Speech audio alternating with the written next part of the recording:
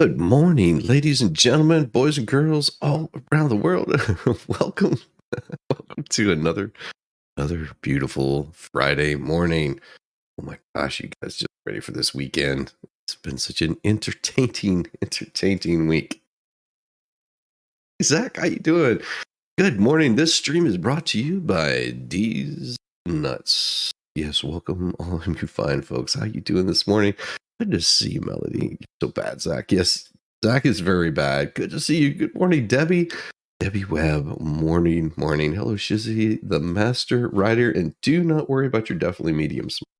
Thank you. I'm trying to be an overachiever here by at least staying medium smart. I love it. Good morning, Tease T, Kathy Trout. Good morning. Vicky Oldham, Debbie Webb, Brenda Little Sis. So good morning. You fine people. Yes, it's going to be a beautiful day. Got so much going on in the world today. I was just reading this on what do you call that? The Twitter thing? X, yeah, that. It was it's pretty interesting because it looks like old Camel Toe wants to, how do you put it? No, it wasn't on the Twitter. It was elsewhere. Where did I read that? I thought it was on the Twitter, but it isn't. It is in another place. I just saw that Camel Toe believes that Trump and her owe it to the American people to do a second debate. I was just like, what? She just must love having that ass spanked. That's all I'm saying. Because that's really good in the last. Oh my gosh. Good to see you, Greta. Good morning. First time on the live stream. Well, thank you very much. You were watching the live stream from last night. My brilliant response. It was most entertaining, and Larry did it justice. It was absolutely like Jeff's kiss. He did. I think he read it better than we would have read it on a Sunday. Oh my God, it was beautiful. Good morning, Nelka.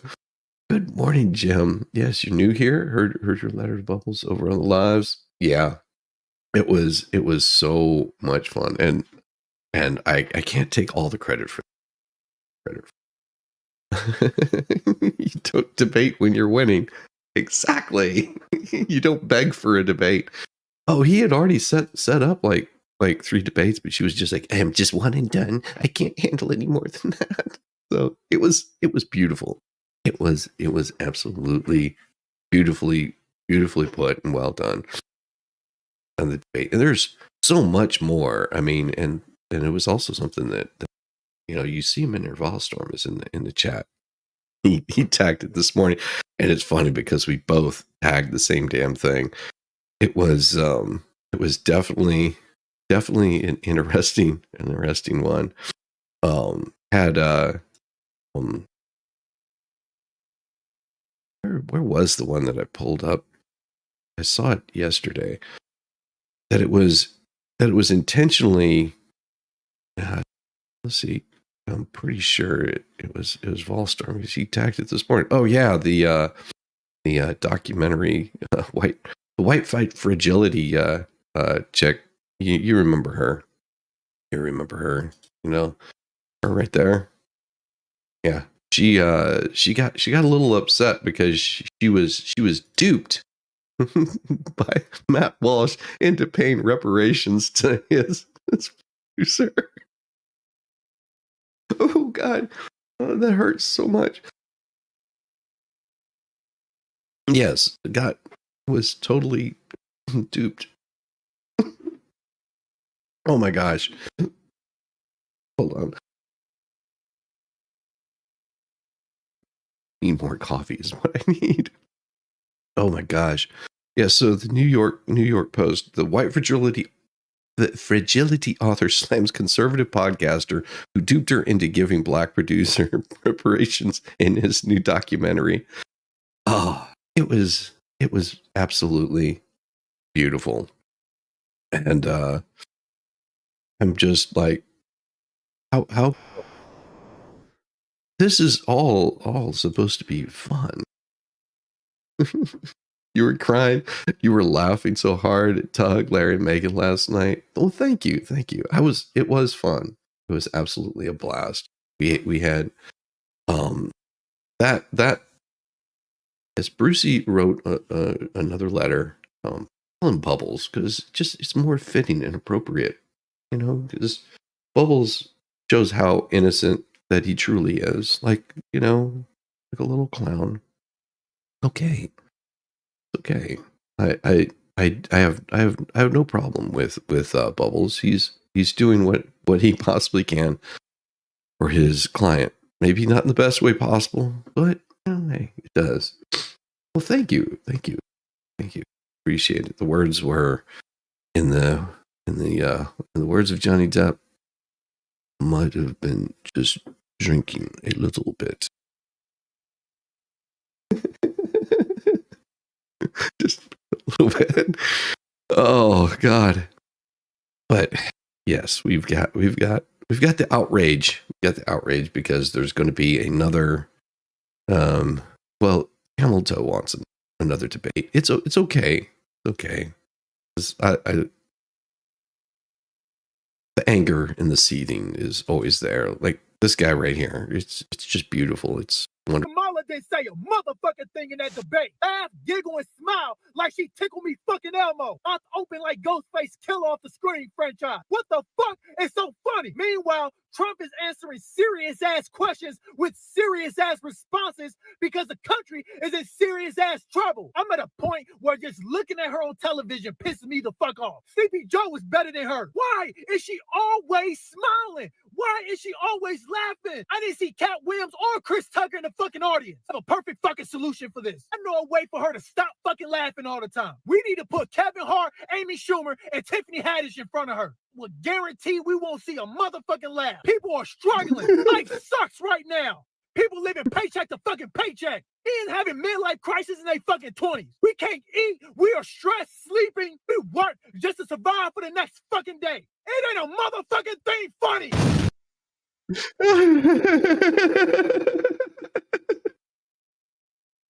Oh my God. That guy made me laugh. Oh, Tug reckons he is drowning in content. Wait till this finish. I know. That's the thing. Yes, Larry was very impressive last night. Good morning, Debbie. Oh gosh, no, it is fun, and this is what a lot of people fail to recognize on the YouTubes. This should be fun. It shouldn't be stressful. You shouldn't get all bent out of shape if you don't like something. You just turn the channel. Like how easy would it have been for him to not have included me in an email chain? Then I would have had nothing to say. But he couldn't help it. Oh, yes, Larry was broken by my words. Larry was most definitely fun. He is most definitely good people there. Well, let's move on. We got some morning news. We got some morning news. It's beautiful stuff. Mm-hmm. What did I say a few weeks ago? We're gonna have problems with air stuff. Oh, Boeing. No. Boeing factory workers go on strike after rejecting a contract offer. This happens. Aircraft assembly workers walked off the job early Friday at Boeing factories near Seattle and elsewhere after union members voted overwhelmingly to go on strike and reject a tentative contract that would have increased wages by 25% over 4 years. The strike started at 12:01 a.m. Pacific Daylight Time. I think that's right, it is.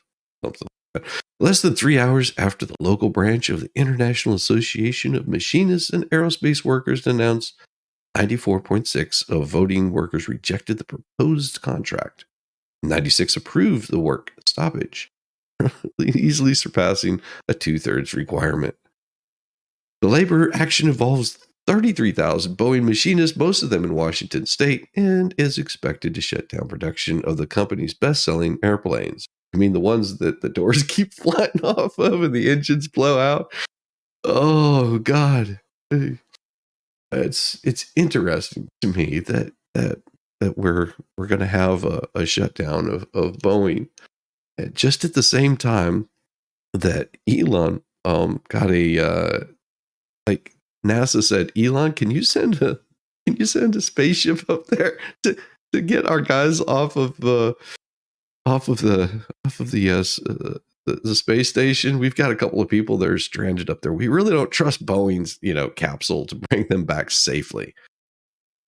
The striking machinists assemble the 737 MAX, Boeing's best-selling airliner, along with the 777 or 777 jet and the 767 cargo plane at factories in Renton and Everett, Washington.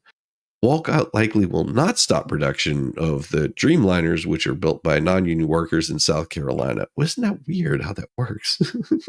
Good morning. Good morning, Forever Not Me, Roxanne, Nosy Rosie, all you fine people that came in. Appreciate your eyes, your ears, your just fine. Outside the Renton factory, people stood with signs reading historic contract my ass. And have you seen the damn housing prices? Well, it's not Boeing's fault that they're doing what they can to make money. And yes, the economy sucks. They were playing Twisted Sisters, We're Not Gonna Take It, and Taylor Swift's Look What You Made Me Do. That's beautiful. Oh, these people. The machinists make about $75,000 per year. Well, 75.5 or 75.6. It depends on how you look at it, per year on average, not counting overtime. That could rise to $106,000 at the end of a 4-year contract, according to Boeing. However, the deal fell short of the union's initial demand for pay raises of over 40% over 3 years. The union also wanted to restore traditional pensions that were axed, not asked, but axed, like chop, chop, chop, chop, chop. Oh, decade ago, but settled for an increase in new Boeing contributions of up to $4,000 per worker to employee 401k retirement accounts. Under the rejected contract, workers would have received $3,000 lump sum payments and reduced share of healthcare costs. Boeing also had met key union demands by agreeing to build its next new plane in Washington state. Ooh. Several workers said they considered the wage offer inadequate and were upset by a recent company decision to change the criteria on which annual bonuses are paid. Toolmaker John Olson, 45, said he has received a 2% raise during his 6 years at Boeing. Now, see, I remember back in the 80s, glorious time. I was a very young child in that time, and back in the 80s, there was a certain president that caused a lot of problems with the air traffic controllers. Did nothing about it, and it was if I'm not mistaken, the air traffic controllers basically shut down the United States for air travel. They went on strike. Well, another president came in right behind that and said, "Really? Okay." Didn't say anything. When he got in office, they were going full on strike, and he said, "This is a federal job. Air traffic controllers cannot be allowed to shut down our country from travel." And he said, "If you don't go back to work, we are going to replace each and every one of you, and there will be not coming back to your job." And yeah, they changed their attitude really quick and came back to work. Yeah, that's Miss Ronald Reagan. Well, I mean, and I'll say this: Ronald Reagan did some good things. He did some bad things.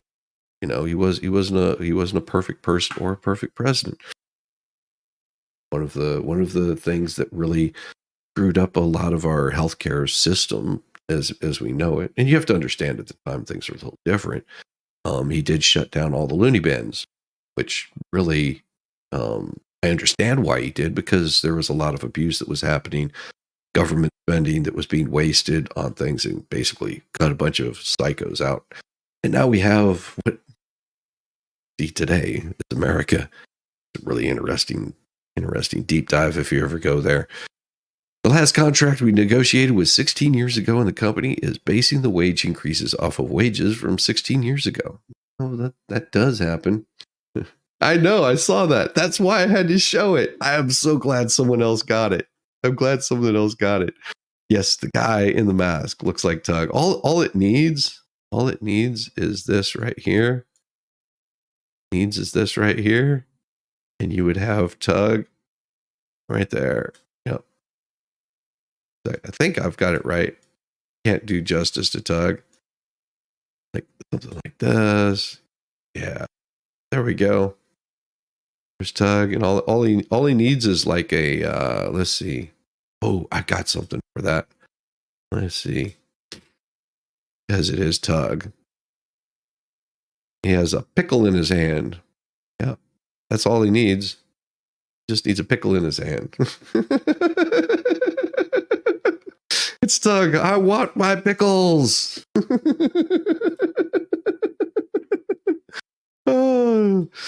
Let's see. The message was clear that the tentative agreement we reached with IAM leadership was not acceptable to members. We remain committed to resetting our relationship with our employees' entire union, the company said in a statement. Very little has gone right for Boeing this year, from a panel blowing out and leaving a gaping hole in one of its passenger jets in January. Yeah, great gaping hole.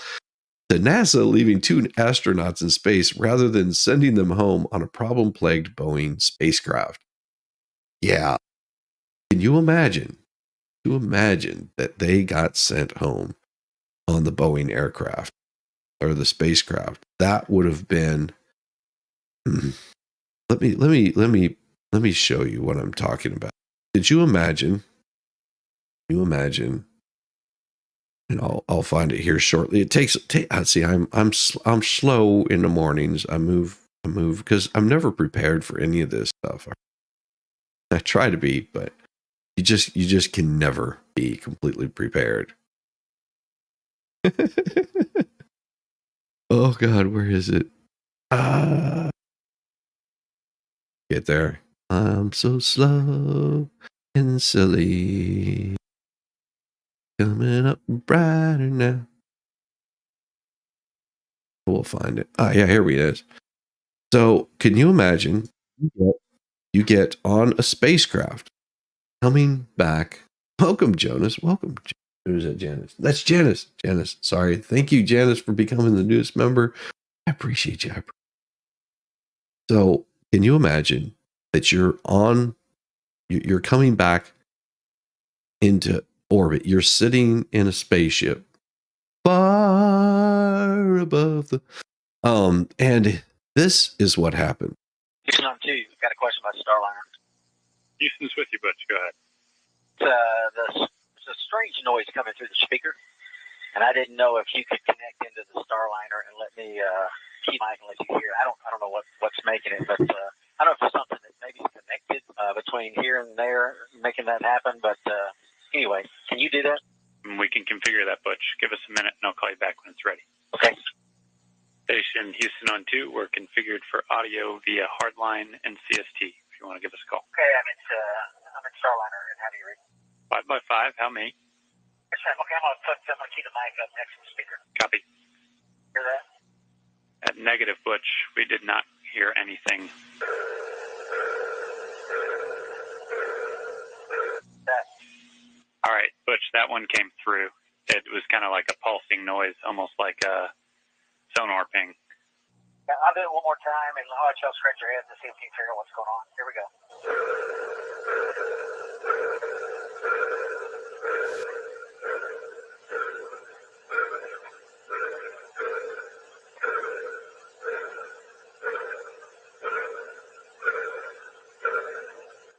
All right, over to you.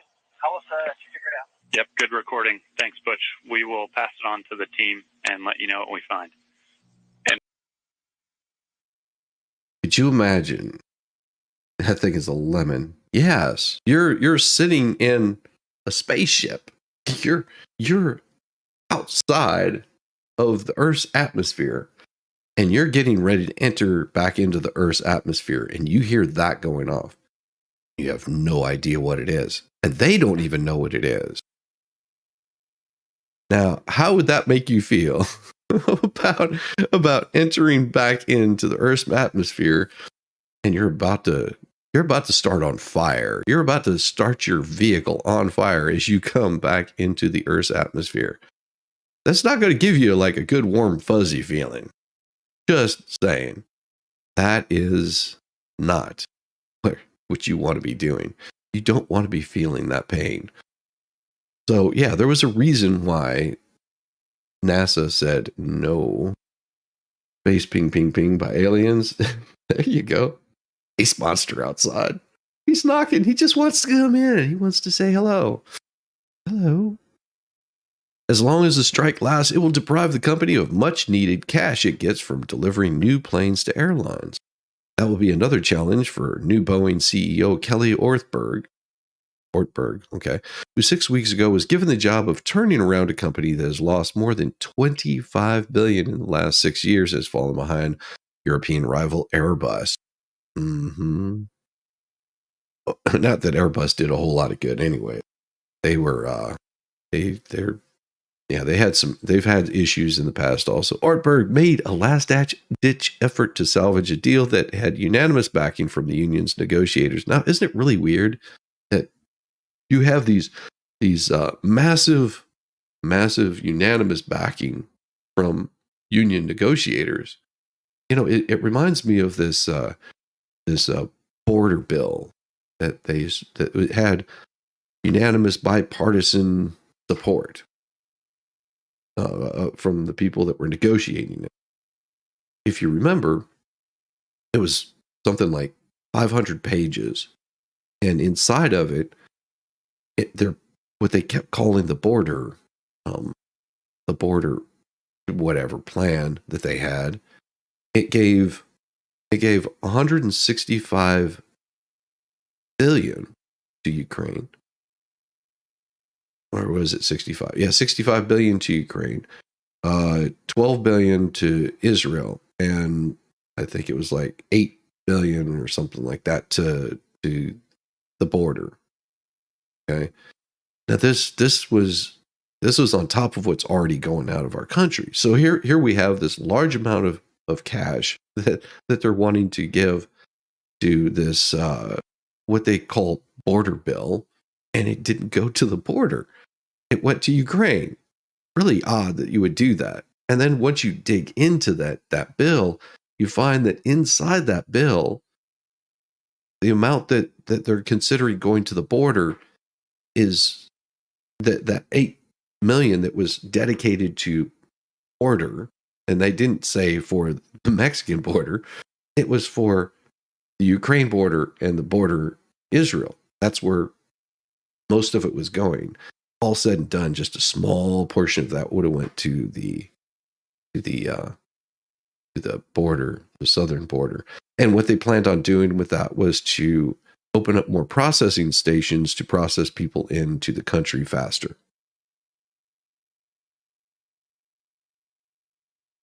Yeah, you sort of have to read between the lines. Oh, what is that? Boeing has been on the defensive ever since Airbus opened up a second assembly line. Now, Boeing employees, that's where your raises went. Yep. Exactly. Any sci-fi movies? Oh, I've seen some good sci-fi. Yeah. Oh, I like that. I like the logo. That's really cool. That really seems familiar. King Paco, good to see you. Miami Spice, how you doing, love? Miami Spice. Good morning, Shizzy. Yeah. Hello, doll. Good to see you. The head of the union local IAM District 5751 President John Holden said Ortberg faced a difficult position Well, sometimes women face difficult positions because machinists are bitter about stagnant wages and concessions they've been making since 2008 on pensions and healthcare to prevent the company from moving jobs elsewhere. This is about respect. RESPECT. This is about the past, and this is about fighting for our future, Holden said in announcing the strike. The vote also was a rebuke to Holden and union negotiators who recommended workers approve the contract offer. Holden, who had predicted workers would vote to strike, said the union should survey members to decide which issues they want to stress when negotiations resume. Well, shame on them. You've been awake at 4:30 again watching for him? Oh, it happened. Thank you, King Paco. Yes, read between the lines. Just read the damn lines. Thank you, Rosie. Depending on how long the strike lasts, suspension of an airplane production could prove costly for the beleaguered. 8-week strike in 2008, the longest Boeing since a 10-week walkout in 95, cost the company about $100 million daily in deferred revenue. Before the tentative agreement was announced on Sundays, Jefferies Aerospace analyst Sheila Kagalukaluka estimated a strike would cost the company about $3 billion based on a 2008 strike plus inflation and current airplane production rates. Oh, I sort of feel bad for Boeing a little bit, just a little bit. It is one of those things where you just say, well, Boeing, just remember NASA's announcement Saturday that it won't use your time capsule to return 2 stranded astronauts to Earth is yet another setback for the struggling company. Yeah. NASA decided it is safer to keep the astronauts in space until February. And boy, they really don't like putting this out there. But when SpaceX will actually grab them off of the space station until February, rather than risk using Boeing's Starliner capsule that delivered them to the International Space Station. The capsule has been plagued by problems with its propulsion system. Yeah, could you imagine you're trying to come back in and all of a sudden it just bounces off the Earth's atmosphere? That would suck. NASA Administrator Bill Nelson said the decision to send the Boeing capsule back to Earth empty is a result of a commitment to safety. Boeing had insisted Starliner was safe based on recent tests of thrusters both in space and on the ground. But the space capsule program represents a tiny fraction of Boeing's revenue, but carrying astronauts is a high-profile job like Boeing's work building Air Force One's presidential jets. That's scary. Just imagine that they're building the jets for Air Force One. Good morning, Wicked Psych. Good to see you, Wes and Bama. What you up to, brother? He's just a little bit west of me. You're on that western shore, aren't you? Good morning. Yeah, February, get me the F off of here. Yeah, well, here's the thing. That's whenever there's going to be a good launch window. And you'll see that there's good times of the year that they launch. Plus, they probably have to retrofit the capsule that they're going to be picking them up with just to make sure that everything's working. They probably already have something lined up, but also you have to consider what weather is happening, where they're located at. If they would have tried to launch it, there's a possibility that the launch would have been messed up because of the hurricane that just came up through the Gulf, because their launch site is right there off the border of Mexico and Texas. I mean, it's like right there at the very edge. I'd pull up a map, but I'm too slow this morning. And so for them launching in February would be a good time and the safest time. And that's the goal, is to not waste time or money, but fire it up once, get them off there, and they know that they can be fine until February. It's crazy. One girl there goes, that I don't want to be an astronaut anymore. Aw, good evening, 9 p.m. here. On to the dogs. Oh, that's such a beautiful. Oh, that's funny. That's a funny picture. Epic fail. Victoria, Australia. Welcome. Yes, our wonderful Australian folks out there. we got a few of you guys out there like to hang out in the Aussie land in the OZ. I still love that commercial. See you in the NT. They have such a great commercial. And it's old too, but whenever I saw that, I just laughed my ass off. The whole thing is another black eye for Boeing. Boeing has lost more than $25 billion since 2018 in its aircraft manufacturing business, cratered. I was going to say, that's a good way of putting it. Catering, they were very, very hungry after those crashes. For a time, the defense and space side of the company provided partial cushion, posting strong profits and steady revenue through 2021. Since 2022, however, Boeing's defense and space division has tumbled to losing $6 billion. Well, it's not that they're losing $6 billion, it's just they're making $6 billion less. Slightly more than the airplane side of the company in the same period. The results have been dragged down by several fixed-price contracts for NASA and the Pentagon, including a deal to build new Air Force One presidential jets. Boeing has found itself on the hook as costs for those projects have risen far beyond the company's estimate. Well, and there's a reason why they've risen. It's called inflation. And yeah, it really sucks for Boeing, but those are contracts that they have to fulfill. Now, how does that really affect Boeing? It doesn't. That's the thing. It doesn't affect Boeing. It just means that the CEO and the FOO or whatever you call them, all the board members don't get as large of a cut, and it also means that any stockholders don't get as large of a return on their investment. That's all that means. So it doesn't affect the workers because they've already worked out their salaries, but then Boeing uses this as an excuse to basically shut down plants, puts people out of work, and they use that sort of as a threat towards the union work. Now, I will say that some of these union workers and some of those jobs may be overinflated. And if you've ever worked at a union job, I've never worked a union job, but I've worked at places that had union workers there. Whenever you see a guy trapped under a pallet and you say, well, I can't remove that pallet because that's not my job description. I am not allowed to operate a forklift.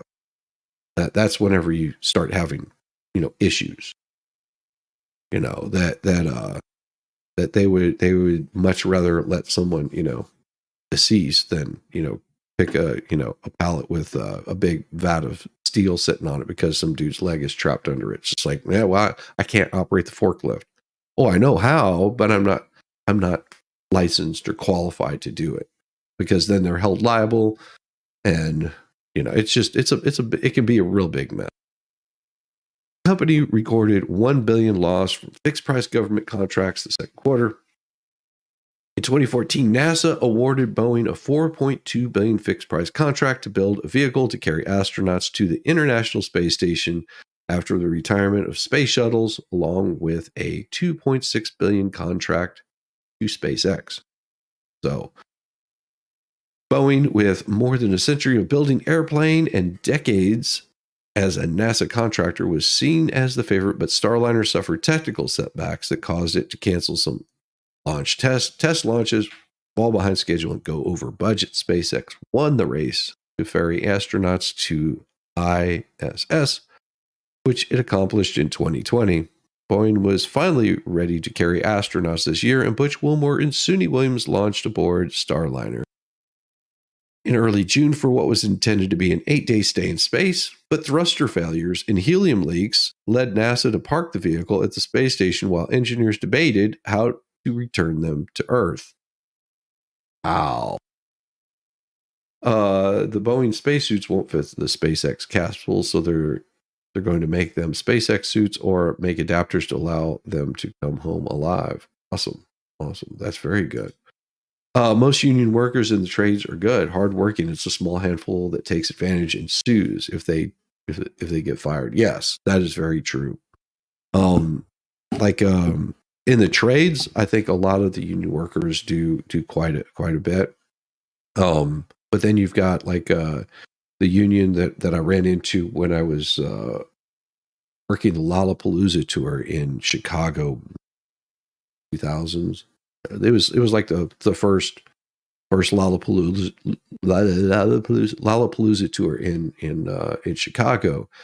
We were coming up from Georgia, we unloaded 2 stages. We were at the 3rd stage getting ready to unload, and we got a call like for us to go back and pick everything back up.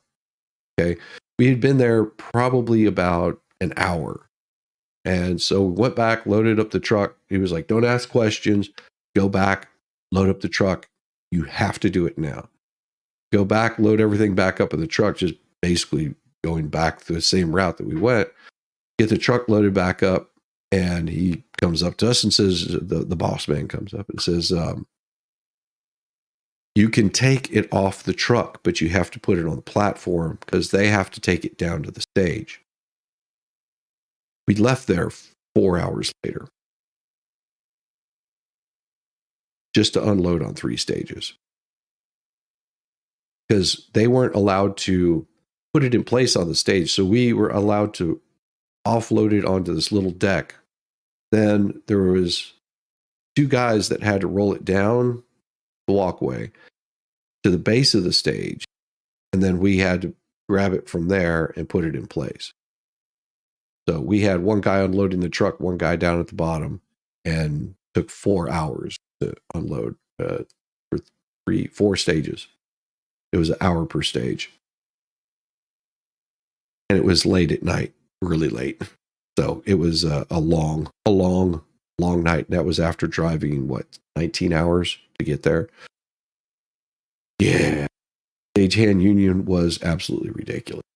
Oh, awesome. Before I forget, Tug, Megan, Larry sent you. Oh, thank you so much, Wes and Bama.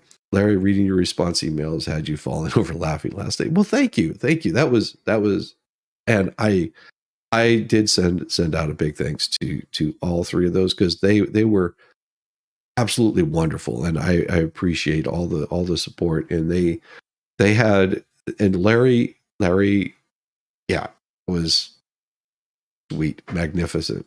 I couldn't have done it better myself. Oh, and by the way, what Wes and Bama, welcome. This is what I normally do, and in the mornings I do this pretty much every morning. On the weekdays, weekends I try to take those off. Oh my God. The company said in regulatory filing, the last hitch with Starliner caused a $125 million loss. And of course, it just the same news we were reading earlier. It hasn't really changed. It's and there's more from the unions because it is that time of year. It really is. It's that time of year where you're starting to come up against a fourth quarter earnings, jobs reports, all that kind of stuff. So all that is going to affect the unions and what people want to pay as far as raises. And some of these, they're coming into the new year. They're also coming into an election. Election years drive more of this kind of crap back up, and it gets crazy. So yeah, you've got the Sterling Heights, Michigan, to Ruth Breeden, whose job is to assemble Ram trucks in this Detroit suburb. A simmering dispute between the United Auto Workers Union and Stellantis isn't merely about whether her employer will reopen a distant factory in Illinois. To her, the standoff is a danger sign for all UAW workers. Like I said, this is pretty much a nothing burger. I mean, yes, it can become a real pain in the butt, but if these union workers are really worried about their jobs, and I'll say this, I guess, the nicest way I can. If you have any whenever you start increasing minimum wage, that means that their job become less valuable because that's going to help drive up inflation quite a bit. So let me put it to you this way: you get hired on at this Dodge Ram plant as an entry level employee, and they start you out at say $15, just pretty basic level. But you're good at your job. You show up there all the time. You pay your union dues, which takes a good portion of your check. Plus, you're paying your taxes, another good portion of your check. So you're really not making a whole lot of money, but you are paying the union a shit ton of money. Like if you add that up over every single union worker, it ends up being quite a bit, just so the union can tell you what to do instead of like your employer. Anyhow, so you've got the union that is you're working, and then all of a sudden you get a raise. Oh, this is great. I've been here for a year. I get a raise every single year. After 4 years you've been there, and you're getting, maybe $20, $25 an hour. Well, guess what happens? They increase minimum wage. The McDonald's worker is now making what you made coming in as a skilled tradesman, and they're getting it to flip burgers. So whenever they get that $15 raise, McDonald's says we have to raise our wages, hire less people, which means after 4 years of working there, you're basically on the bottom rung again. Like you haven't, because now you've got increase, you're asking for your wages to be increased, and they say, listen, we've given you raises over the past 4 years. We're not going to give you another raise for at least another 4 years. That's not going to happen because we can't afford it. So now you're sort of stuck because everything costs more, but there's no chance for you to advance and make more money for at least another 4 years. This really, really sucks for workers.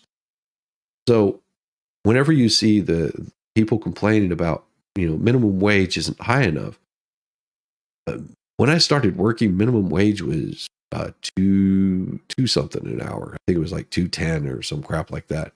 And whenever I got out of the military, I was still in the military. I was in the National Guard and went back to try to get a job. I got a job cleaning floors in like supermarkets, that kind of thing, just running a big buffer crap. And the job paid minimum wage, and it paid me $2.10 an hour. And I think it was the next week they came out with a new minimum wage. It went to $3.20 an hour. So $3.20 an hour cleaning floors, and I got a job like about 2 weeks later working in a welding shop. Actually doing pipeline construction, but it was the welding shop portion of it. And I was there for another 3.5 years before I went on tour as a musician, and then I didn't make shit for another 13 years. God, love it. Oh, it's crazy. Good morning. Welcome, all you fine people. The Democrats actually supported trade unions other than saying they do, and taking tons of money from them. Yeah, went completely away started around 2008. Yeah, it's gone crazy. Yes, Phil, thank you very much. You broke Larry with your writings. He was laughing so hard at your responses to Bubbles. Yes, Bubbles is a glorious attorney. He has skills beyond that of a horn shucking pole dancer. You know what time it is? I just looked down and I was getting ready to grab some coffee. I don't have any coffee. So I'm gonna now you just bear with it. All you gotta do, run. Well, you don't run, walk, or in my case, waddle. It's the Velcro shoes. I might have them on the wrong feet this morning. So I'm gonna waddle my ass to go get some more coffee.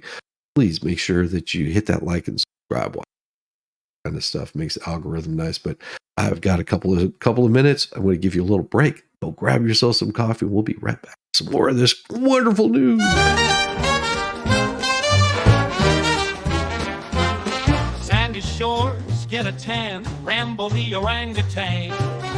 Driving a golf cart, oh man, Rambo is half crazy, yes he can. Well, that SOB's a sight to effing see. Oh, Rambo's rolling. Has the sun, he's free at last. While Shizzy has his coffee, these two are having an effing blast.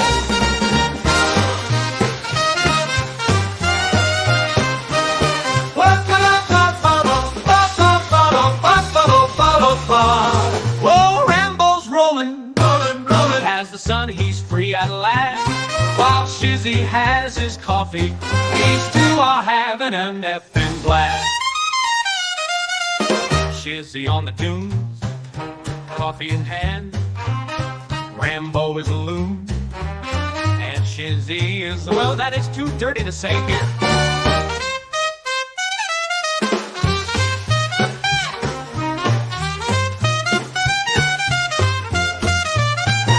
Shizzy on the dunes, coffee in hand. Rambo is a loon, and Shizzy is a, that is too dirty to say here, Oh, Rambo's rolling, as the sun he's free at last, while Shizzy has his coffee. These two are having an effing blast. Otters in the surf, hummingbirds in the sky. Rambo honks the horn and spits in Shizzy's eye. Oh my! Oh, Rambo's rolling, as the sun he's free at last, while Shizzy has his coffee. These two are having an effing blast. Oh, Rambo's rolling. Rambo takes a turn, driving to the wave. Otters wave their paws, telling Rambo, not sure, but if you could understand otter, it probably wasn't nice. Usually not very nice whenever the otters get all mad at you. They got these like mean little paws and everything. Just so cranky most of the time. Yes, this is what my mornings look like. That's why whenever people say they you're a grifter on the hails. No, I do this more than I talk about. What the hell? Oh my gosh. Oh, well, and of course, here you go. And what did I say? Biden signs common sense order prioritizing federal grants for project with higher worker wages. Oh boy. Ann Arbor, Michigan. Joe Biden on Friday signed an executive order for federal grants that will prioritize projects with labor agreements, wage standards, and benefits such as access to child care and apprenticeship programs. Biden said the ideas in his order are common sense. Only problem is, with executive orders, it bypasses free thought. It takes away the ability to be competitive. It's amazing why you would do an executive order on something like this. Economists have long believed. Well, let's see if we. Oh boy, I think we got to get this one right, because he's the smartest man here. Economists have long believed that these good jobs and standards produce more opportunities, better outcomes for workers, and more predictable outcomes for businesses as well. A good union job is building a future worthy of your dream. Something like that.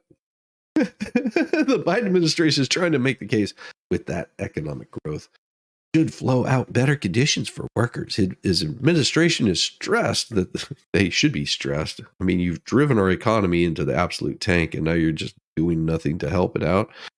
Vital role that organized labor will play for Democrats. So this wasn't about helping the workers. This was about helping the organized labor unions. Got it. That right there is what it was for. Darth. Yes. Biden had prided himself on his support of labor unions, joining striking Michigan union workers on the picket line last year. See, that's something a president should never be doing. Just my opinion. President shouldn't be doing this, because a president should have no say-so in that one way or another. What a president is basically like the CEO. He shouldn't be involving himself in that kind of thing. But that's just me. I guess you got to kiss the baby and kiss the union's asses, because that's what's going to get you your election next year. But of course, he doesn't have to worry about it. But he has to kiss their ass for Camelot too. I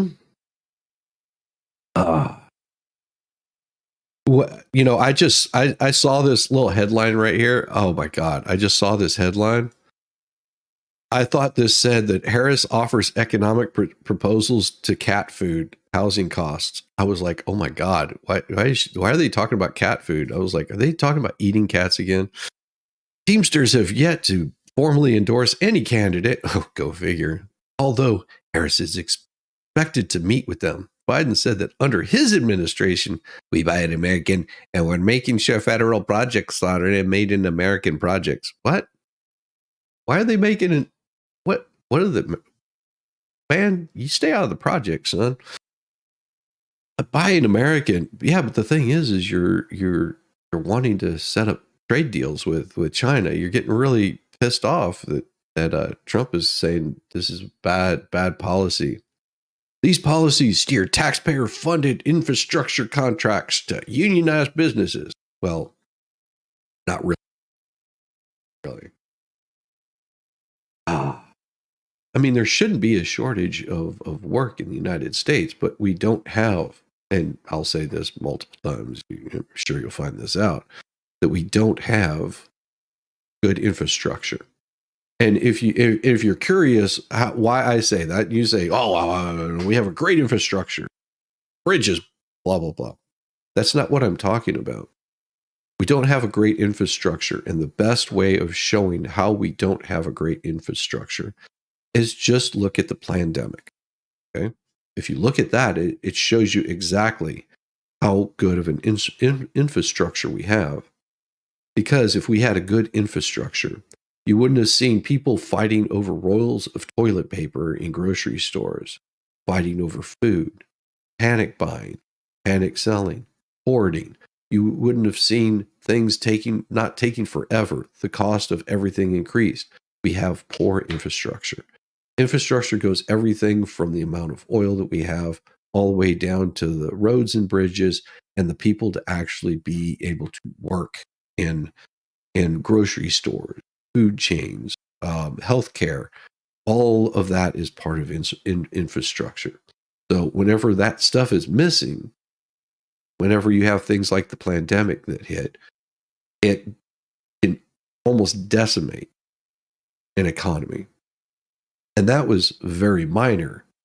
Imagine what were to happen if, and I'll just throw this out there, if China was to go and attack Taiwan, or if they fire long-range missiles into Russia and we go into a third world war.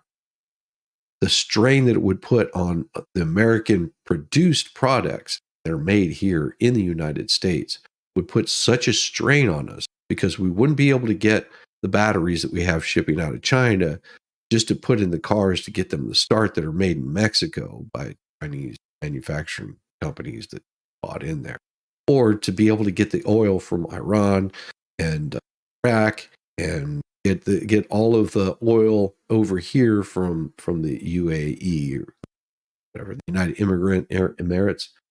Like that right there is the infrastructure we don't have.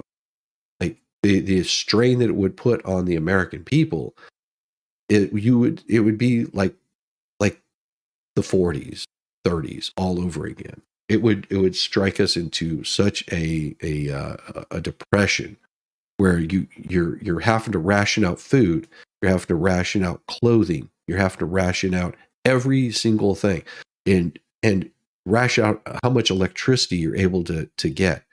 You love your Tesla. It's a beautiful thing. Having a Tesla is wonderful, but it's a toy. How are you going to charge up your Tesla if you have to have rolling blackouts because you don't have anyone to work in the plants? You don't have line workers. Why don't you have the line workers? Because they're fighting a foreign war. That's what I'm saying. We don't have the infrastructure in the United States to self-sustain if something drastic were to happen in the United States. Things like that can shut us down really quick. So whenever they start talking about this infrastructure bill, we're talking about billions of people being sent to go fight another war, another country that could have been avoided 4 years ago. Dangerous times right now. All the influencers would go out of their minds. Oh hell yeah! I mean, what would they do? I mean, seriously, like, here's the thing. If for some reason all of this went away and I had to do something else, I already have a job. This is fun. This is fun stuff right here. I don't consider myself an influencer. I consider myself just a regular idiot on the interwebs that has a somewhat of a good voice and has fun doing this. I really am an idiot. If you get to know me, you're just like, I mean, Volstorm will tell you, yeah, he's an idiot. A lovable idiot, but still an idiot nonetheless. The order will establish a task force to coordinate policy development with the goal of ensuring more benefits for workers. The administration's funding for infrastructure, computer chip manufacturing, and the development of renewable energy sources has led to a wave of projects. By the administration's count, its incentives have prompted $9 billion worth of private sector investments in renewable energy and manufacturing. There it is, renewable energy. The Green New Deal. Haven't we learned yet that solar panels break down and you're not able to get rid of the waste that it produces? The amount of land that it takes just to get solar energy from the sun. Then the storage. How do you get it to store? Well, what you do, you get some lithium mines. You ever seen what water and lithium do when mixed together? Beautiful. It is beautiful. Have you ever seen a lithium battery start on fire and try to put one of those out? Go work in a shop and deal with a hybrid whenever you have to pull one of those battery packs out. Yeah, at the time, those battery packs, whenever I worked there, would run you anywhere between $2,000, and that doesn't include labor, to $20,000, depending on what car it was for. They're expensive as hell to replace. That's why a lot of people get warranties on them.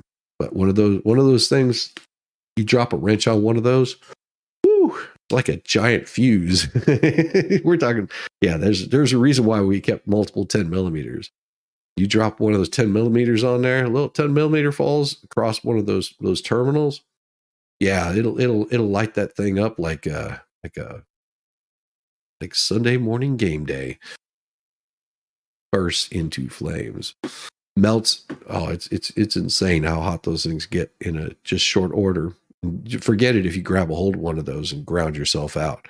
Yeah, you're going to be wishing that you peed on the third rail. Trump has denied the report. Glad I wasn't there. Biden said, or I would have done something. Yeah, I think you would have too. Biden added, he's the sucker. He's the loser.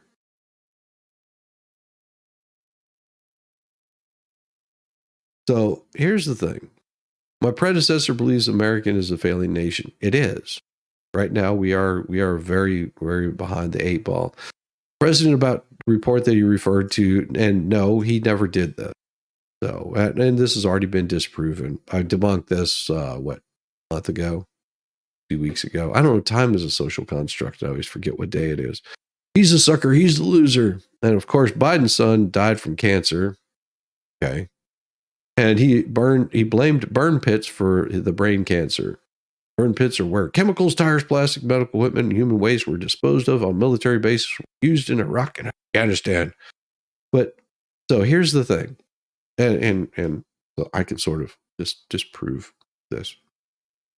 Okay, and I'm not trying to be cruel. It really does suck that Bo died of brain cancer in 2015. And if he's blaming burn pits for this, then every single person that was near one of those burn pits would have died the same way, same time. Weird that they didn't.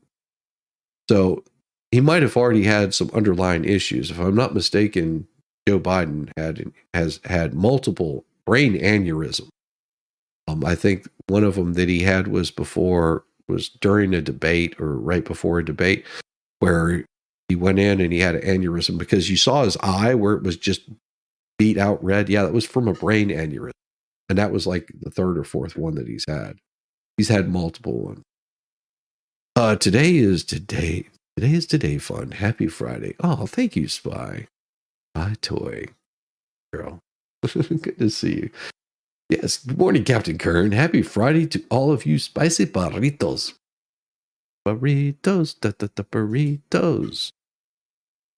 And of course, like I said, something drastic happens in the country, and you're gonna be looking at some interesting problems. Yes.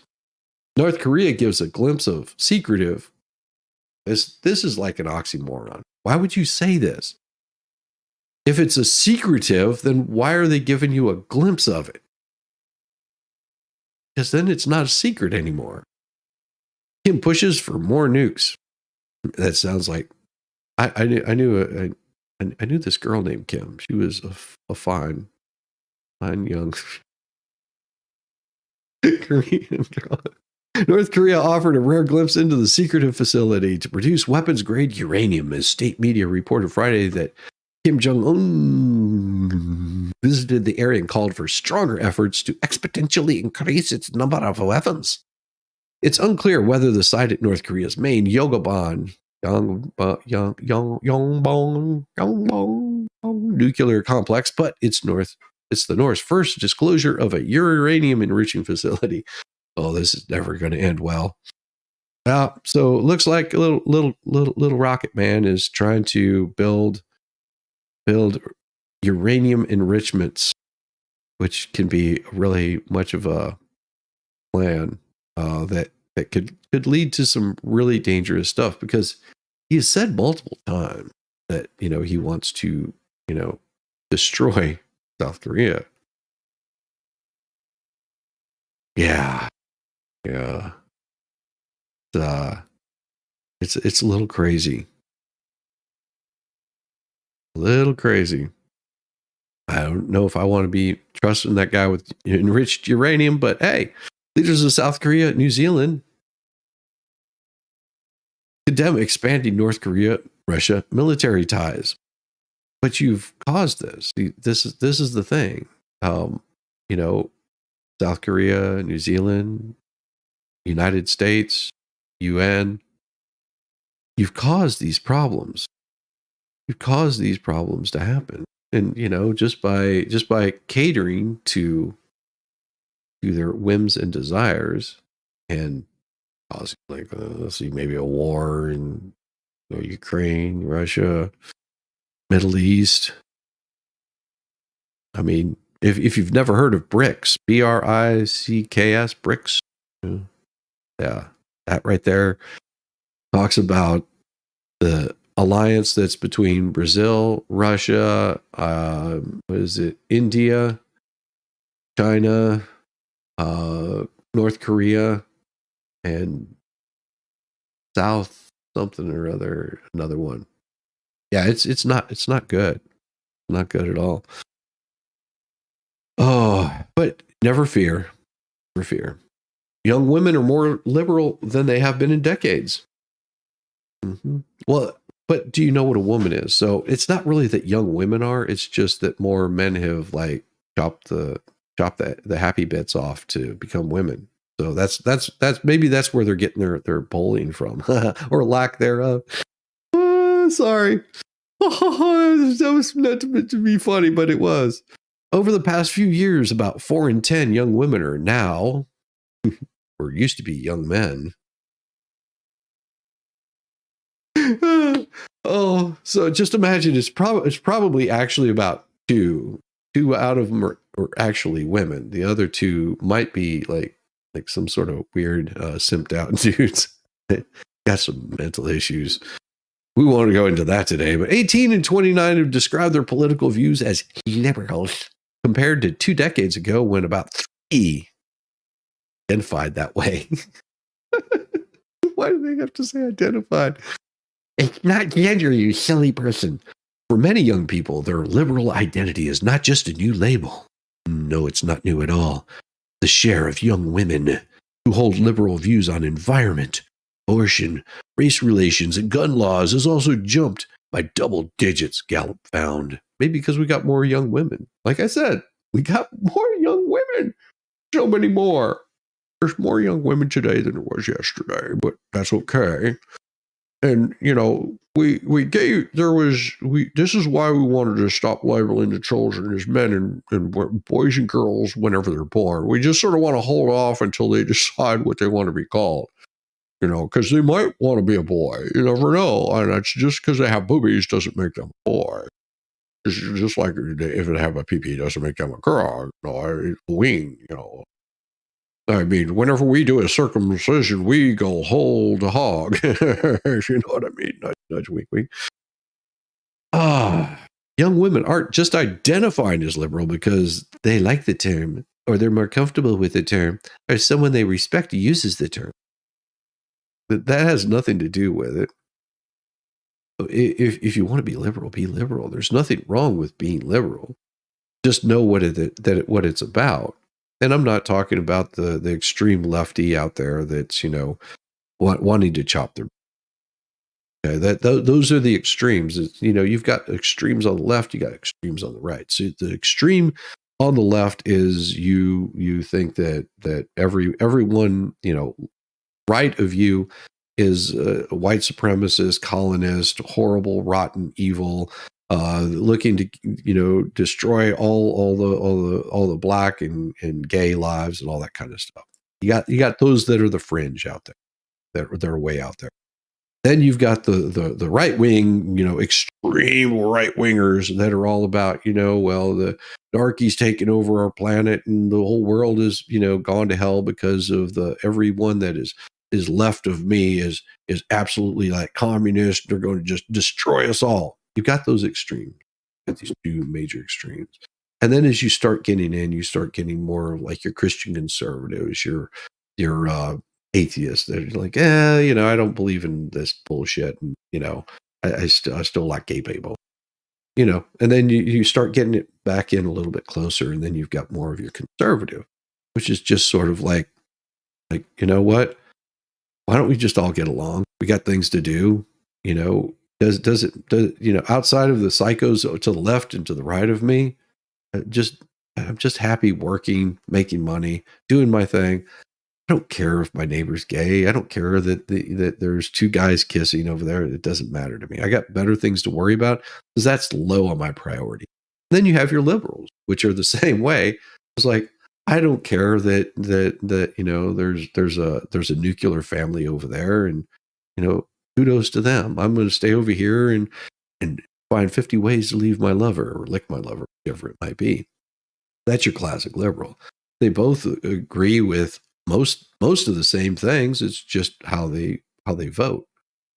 So that's why you should just chill out on the shit and be happy to be liberal or conservative, whatever it might be.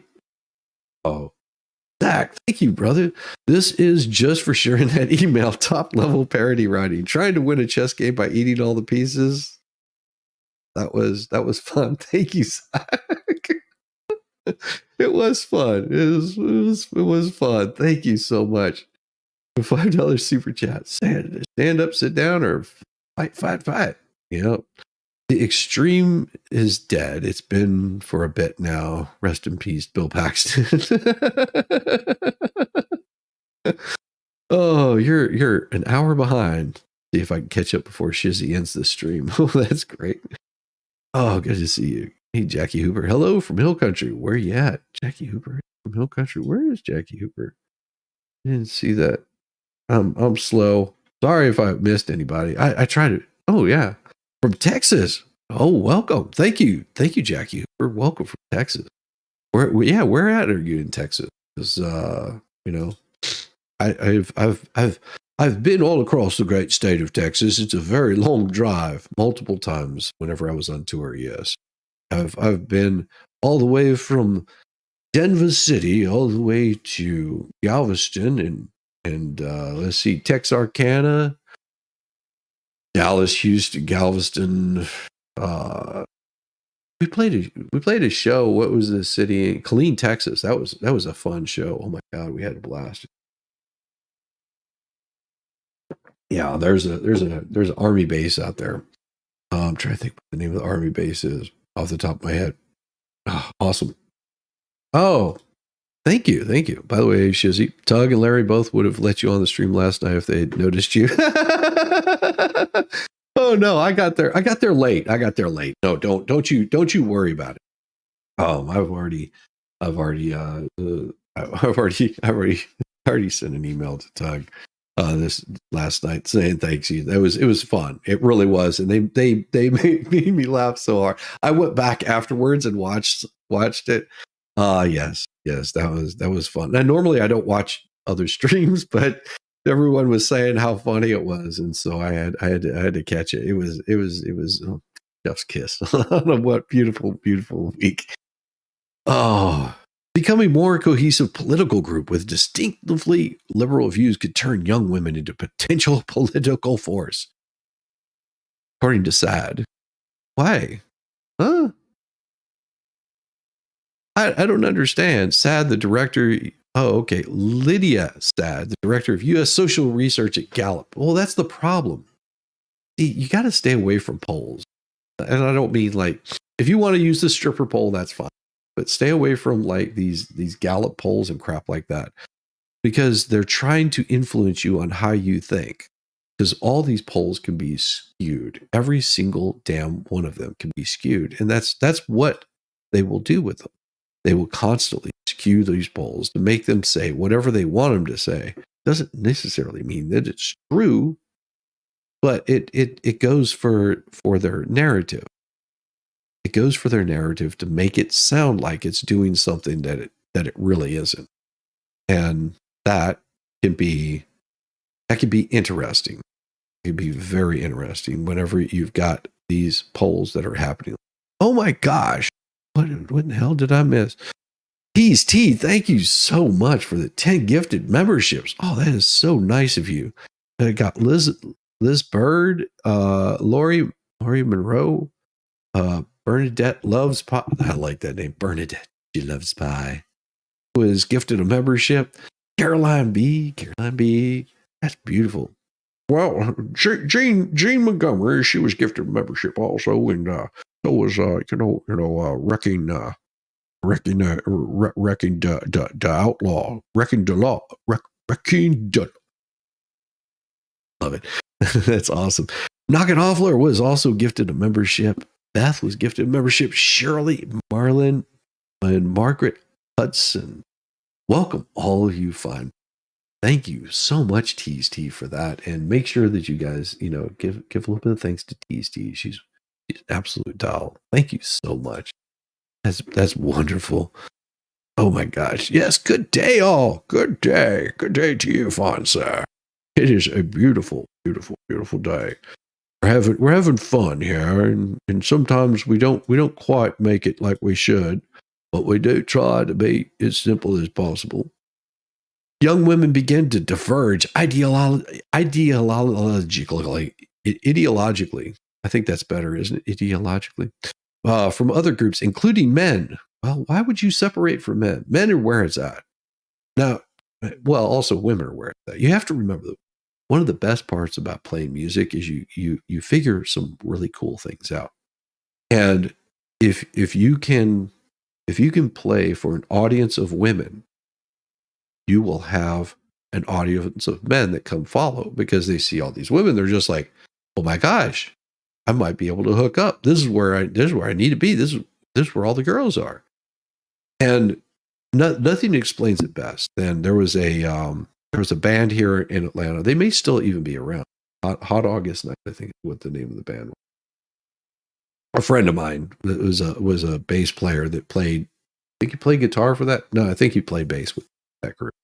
And they did a Neil Diamond. It was a Neil Diamond cover band. And you're going, Neil Diamond cover band? This sounds horrible. But dude looked like Neil Diamond. I mean, he would wear the flashy outfit. He had the voice of Neil Diamond. I think he was much shorter than Neil Diamond. Maybe not. I don't know. But they would cover nothing but Neil Diamond songs. I mean, we're talking the cheese flowed. We're talking down to the roses, everything. They were, and this was just a brainchild. Like, this is what I want to do. I want to start a Neil Diamond cover band. Everybody laughed at him.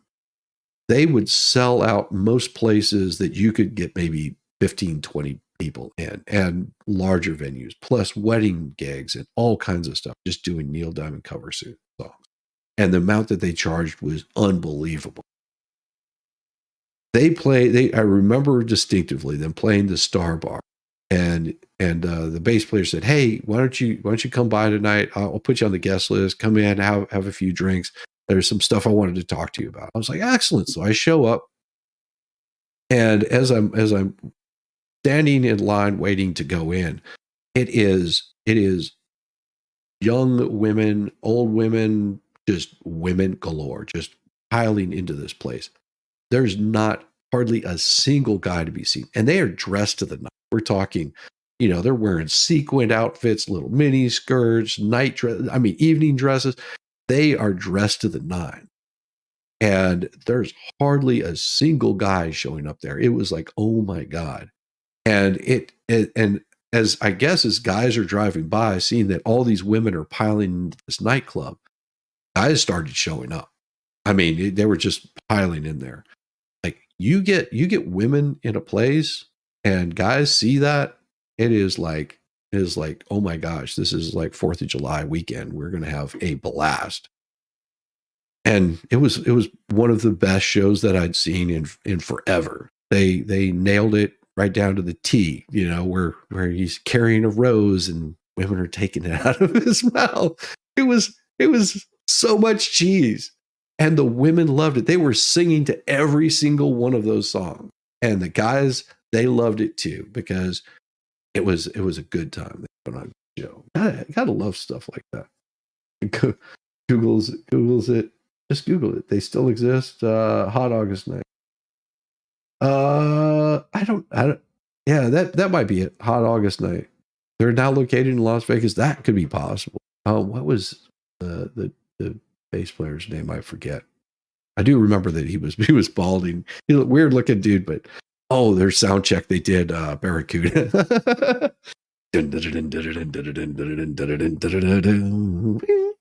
Yeah, that was fun. Super Diamond, yeah. Lurking, activating, taking dogs out. Ooh, nice. Taking the dogs out. Oh my gosh, thank you so much. Thank you so much. Otter and Rambo fun. Oh, you need some more coffee? Need some more coffee? We'll hit it here in a little bit. We'll get some more coffee. My dogs are like losing their shite this morning. They're having a good time. Yeah. It's Daniel here, Little D. Little D, good to see you. Oh my gosh, yeah, Little D. I went on with the expert last night. And I hadn't talked to Little D since she got back from North Carolina. Yeah, I talked to her briefly after Dollywood, but it's been just busy for me and for her, so we've not been running each other. I hope you went over to Discord and had a good time over there. It had to be a blast. Oh, and thank you very much, Star Z. I appreciate it for the $5 super chat. That is absolutely wonderful. I've got a day ahead of me. Oh, thank you so much, Paul. I appreciate it. Love the last name. The two J's together. That is, I don't know how to say it. I think it's Sad. I don't know. I'm really bad at names, so if I say something horrible, don't hold it against me unless you hold it. Oh my gosh. Donald Trump, the Me Too movement, and increasingly successful efforts by the anti-abortion movement to erode abortion excess. Okay. At the same time, more women, mostly Democrats, were elected to Congress, governor, to the state legislatures, giving young women some new representation and role models in politics. I don't know about that. I don't know that I would consider some of these women in politics to be good role models. Just like I wouldn't consider some of the men in politics to be good role models either. I mean, it takes a certain level of assholishness, I guess the way I'd put it, to be in politics. I mean, there's good politicians out there, but there also comes a little bit of self. What do you call it? Self-loathing, maybe. The change in young women's political identification is happening across the board, Gallup found, rather than being propelled by a specific subgroup. Well, no, it could be, whenever you're chopping your bits off and turn yourself into a woman, they got more there.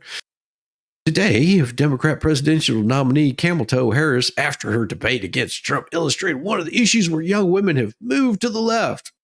Whips Instagram. Oh my God. You got to be kidding me. You're telling me that young women are jumping to the left. I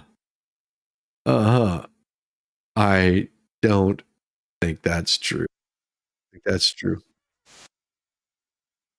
Oh my God. It is amazing to me.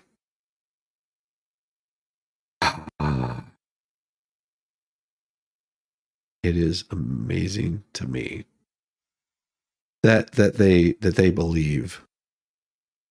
But okay, we got something for them. How about this? And the Supreme Court had great courage in doing it. And I give tremendous credit to those 6 justices. There is no state in this country where it is legal to kill a baby after it's born. Actually, there are 8 states that have no restrictions when it comes to abortion. And moderator Lindsay is lying to you when she says that no state allows killing a baby after it's born. Because Tim Walz's state allowed babies born after botched abortions to be left to die. That's not just insane, it's absolutely criminal. And the Supreme Court had great courage in doing. Isn't it weird that a young liberal girl could even figure this out? The expert is so fun. Once you get the humor, being a Brit took you a while. Oh, are you really a Brit? That's awesome. We've got plenty of Brits that come by on this channel. That is wonderful. Yes, Liz Bird, expert is an absolute blast, and it's all about having some fun. He does like to stay out of the politics. He does love to stay out of the politics. I saw this earlier today, or was it yesterday? And I just about rolled out of my seat laughing. And you'll understand what I mean whenever you see it. I'm sorry. I'm a little off today. Here we go. Also, to do things, Ellie, that one would think are career-ending. The way he desecrated Arlington National Cemetery would be career-ending for a normal politician. But his constant lies. But even this piece about saying, "Well, my building was the tallest until they brought down the world." I'm sorry. I'm just looking at that image. Piece about saying, like, I'm sorry. I'm sorry. I can't stop laughing. It just looks so glorious. It is so glorious. I love it. It's like a fat Q-tip. Just like, sorry. I know I shouldn't laugh. I just can't help it. I can't help it. It doesn't match, man. Or is this a man? Oh my God, I would feel so bad if this is a woman. I would feel so bad if this is a woman. Oh my God. I would shave my head bald. I love it. It is a statement though. I will guarantee it is a statement.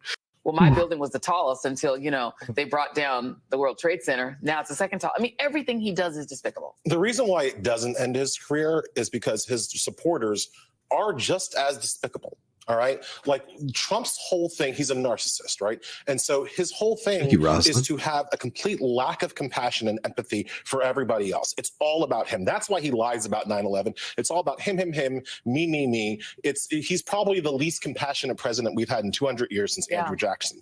And it works for him because his supporters are just as ungenerous and have just as little compassion and empathy for others. So when he is seen out there essentially basically, as you guys have put it, desecrating our national symbols.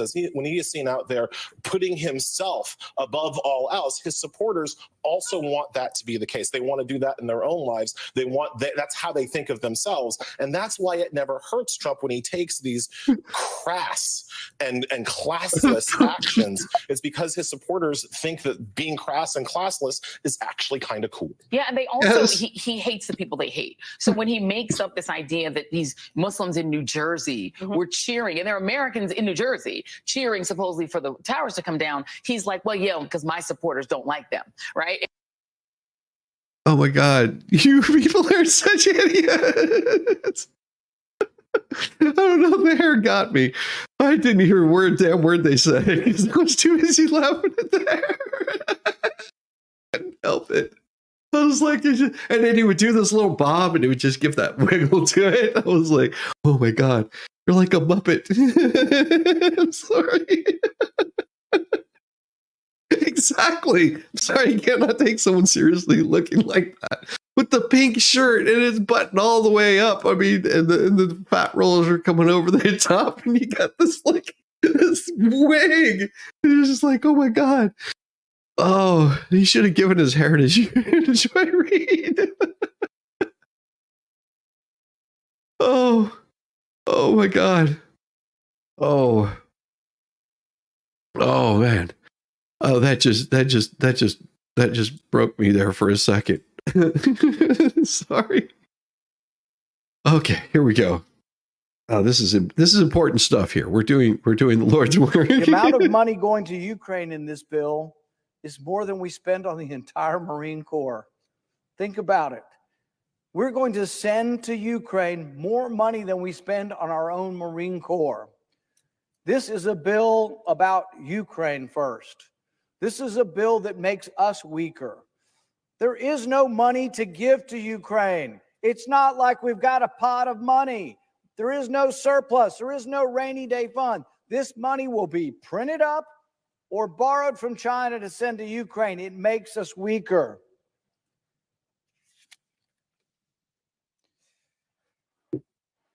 Once the border bill failed and they decided that this wasn't really about the border, that this was about Ukraine's border, the American firsters plowed on, but with a more intellectually honest proposal. Nothing for America, everything for Ukraine. That's what this bill is. Nothing for America, nothing to stop the invasion of nearly 1 million people across our southern border. They offered a border bill that would have said, well, if we have an emergency, the emergency's already happened. Nearly 1 million people came in the last 2 months. That is the emergency. This is a bill that is Ukraine first and America last and ought to be. Yeah. Well spoken. Well spoken. But we do. Oh my God. Oh my God. I had something I wanted to show, but I couldn't show it. It's so disturbing. Oh my God. Oh my gosh. Rosalind Duke, check your DMs. Just more pictures of you with no pants. Hey, leave her alone. It's okay if she doesn't wear pants. It's her God-given privilege. I will check my DMs. I just saw this on my Facebook page because I am fairly local to Springfield, Ohio. So I'm going to read something to you. My name is Kyle Kaler, and I am a former state representative for Springfield, Ohio, and the Clark County area. I am currently a candidate for the state Senate covering Clark, Greene, and Clinton counties. Over the last 4 years, Haitians who are crossing the border or in fact flown to our country as refugees have been given temporary protected status by the federal government. Under the Biden-Harris administration, they not only are protected, but they are given between $600 to $1,600 a month on debit cards through the Refugee Cash Assistance Program and allowed access to all public assistance programs available to U.S. citizens. Since early 2020, a temporary staffing company in Springfield started actively bringing Haitian refugees to our city. First a few hundred, then thousands. As of this month, our local Job and Family Services has registered over 20,000 Haitian refugees in our county and city. Springfield, which had a steady population of about 58,000, now has an additional 20,000 new residents in and around Springfield, 20,000 people in just under 4 years. Our public school system, with just over 8,000 students, suddenly has over 1,600 non-English speaking students. 19-year-old Haitian men and women are being enrolled as high school freshmen and are in a class with 13-year-old boys and girls. The staffing company that started this migration, in quotation marks, is owned by a man that has over 63 rental properties in the Springfield area. Instead of getting the normal $600 to $800 in rent each month, he rents cots for $250 a month to as many as 20 to 25 Haitians per home. He charges them $25 for round trips to work each day. They work under contracts, preventing them from being hired full-time at their place of employment. This and the barrier of not speaking English causes them to become basically indentured servants, in my opinion. Since no one over the age of 18 requires a driver's license in Ohio, driver's education in Ohio, Haitians are allowed to take the permit test with an interpreter who basically gives them all the answers. Since permit in Haitian language of Creole is interpreted as permission, most never take the actual driving test. This means hundreds of Haitians who cannot speak English and have no idea what the driving laws actually say are now causing accidents all over their community. There are Facebook pages created by individuals dedicated to reporting accidents involving Haitians. The number of overturned cars being reported each day on the streets where the speed limits are 35 miles per hour or less would shock you. Wow. 1 year ago, a Haitian man pulled in front of a school bus, causing the bus to overturn, ejecting children, and resulting in the death of one 11-year-old student. Our county health department has reported an increase in HIV cases over the last 5 years. Based on our country health department based on their numbers, we will hit an increase at 871% over the previous 5 years. Nurses have confirmed that an entire wing of our regional hospital has nothing but Haitian patients being treated for HIV. A delivery nurse reports that 70% of all scheduled cesareans are for Haitian women who cannot deliver naturally because of HIV. TB cases are up over 500% for the same period. Our federally qualified healthcare, FQHC, called Rocking Horse, is overwhelmed with the increase of Haitians that are automatically qualified for Medicaid services. Our public safety officials have confirmed that charges against most Haitians who break the law are almost immediately dismissed because of lack of translators, meaning that the courts cannot provide speedy trial, so they are simply arrested and released. City, county, and state leaders are overwhelmed with complaints that they can do very little about fixing. Last month, a group calling themselves Blood Tribe marched past a jazz and blues festival carrying large swastika flags and rifles. Their leader showed up last week at a city commission meeting and publicly warned the mayor of impending savagery if he didn't stop the migration of Haitians into our community. Not cool. No. I told you I was bringing the bad news.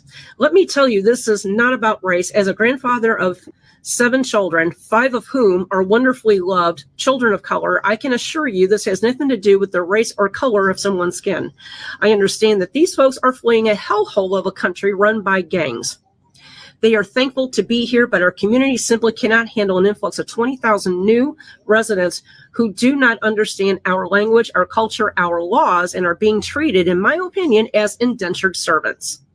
The bad news is that the current administration has allowed millions of individuals to come across the border and, in this case, even be flown into our country. Our communities in Ohio are only just beginning to understand the full impact of the last 4 years. Your community could be next. Now, the good news is that the answer lies in your hands as voters. The good news lies in putting Donald Trump back in the White House and Bernard Moreno as our next U.S. Senator from Ohio. The good news comes in 60 days when we could take back our country, seal our borders, and bring sanity back to the United States of America. From the Ohio Supreme Court to the U.S. Senate race, from electing local officials up to electing Donald Trump, our nation depends on your vote. Our state depends on your vote, and the community of Springfield, Ohio depends on your vote. Please don't let us down. And that is coming from a former representative here in the state of Ohio, Clark County, who lives in the Springfield area, owns. Who's laughing now?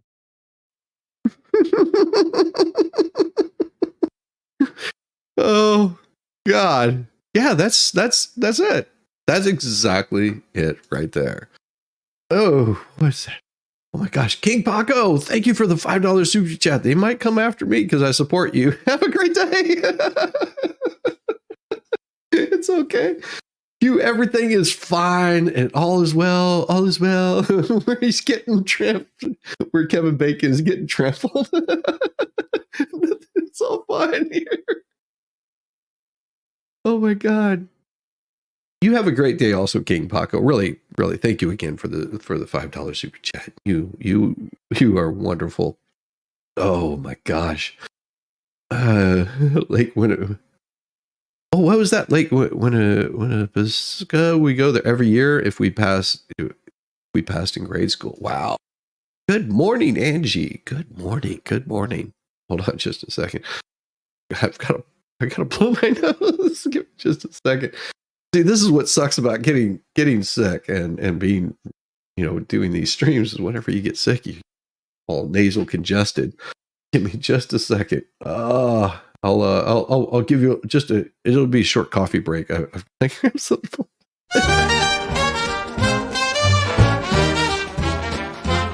Sandy shores, get a tan, Rambo the orangutan. Driving a golf cart, oh man, Rambo is half crazy, yes he can. Well, that SOB's a sight to effing see. Oh, Rambo's rolling, as the sun he's free at last. While Shizzy has his coffee, these two are having an effing blast.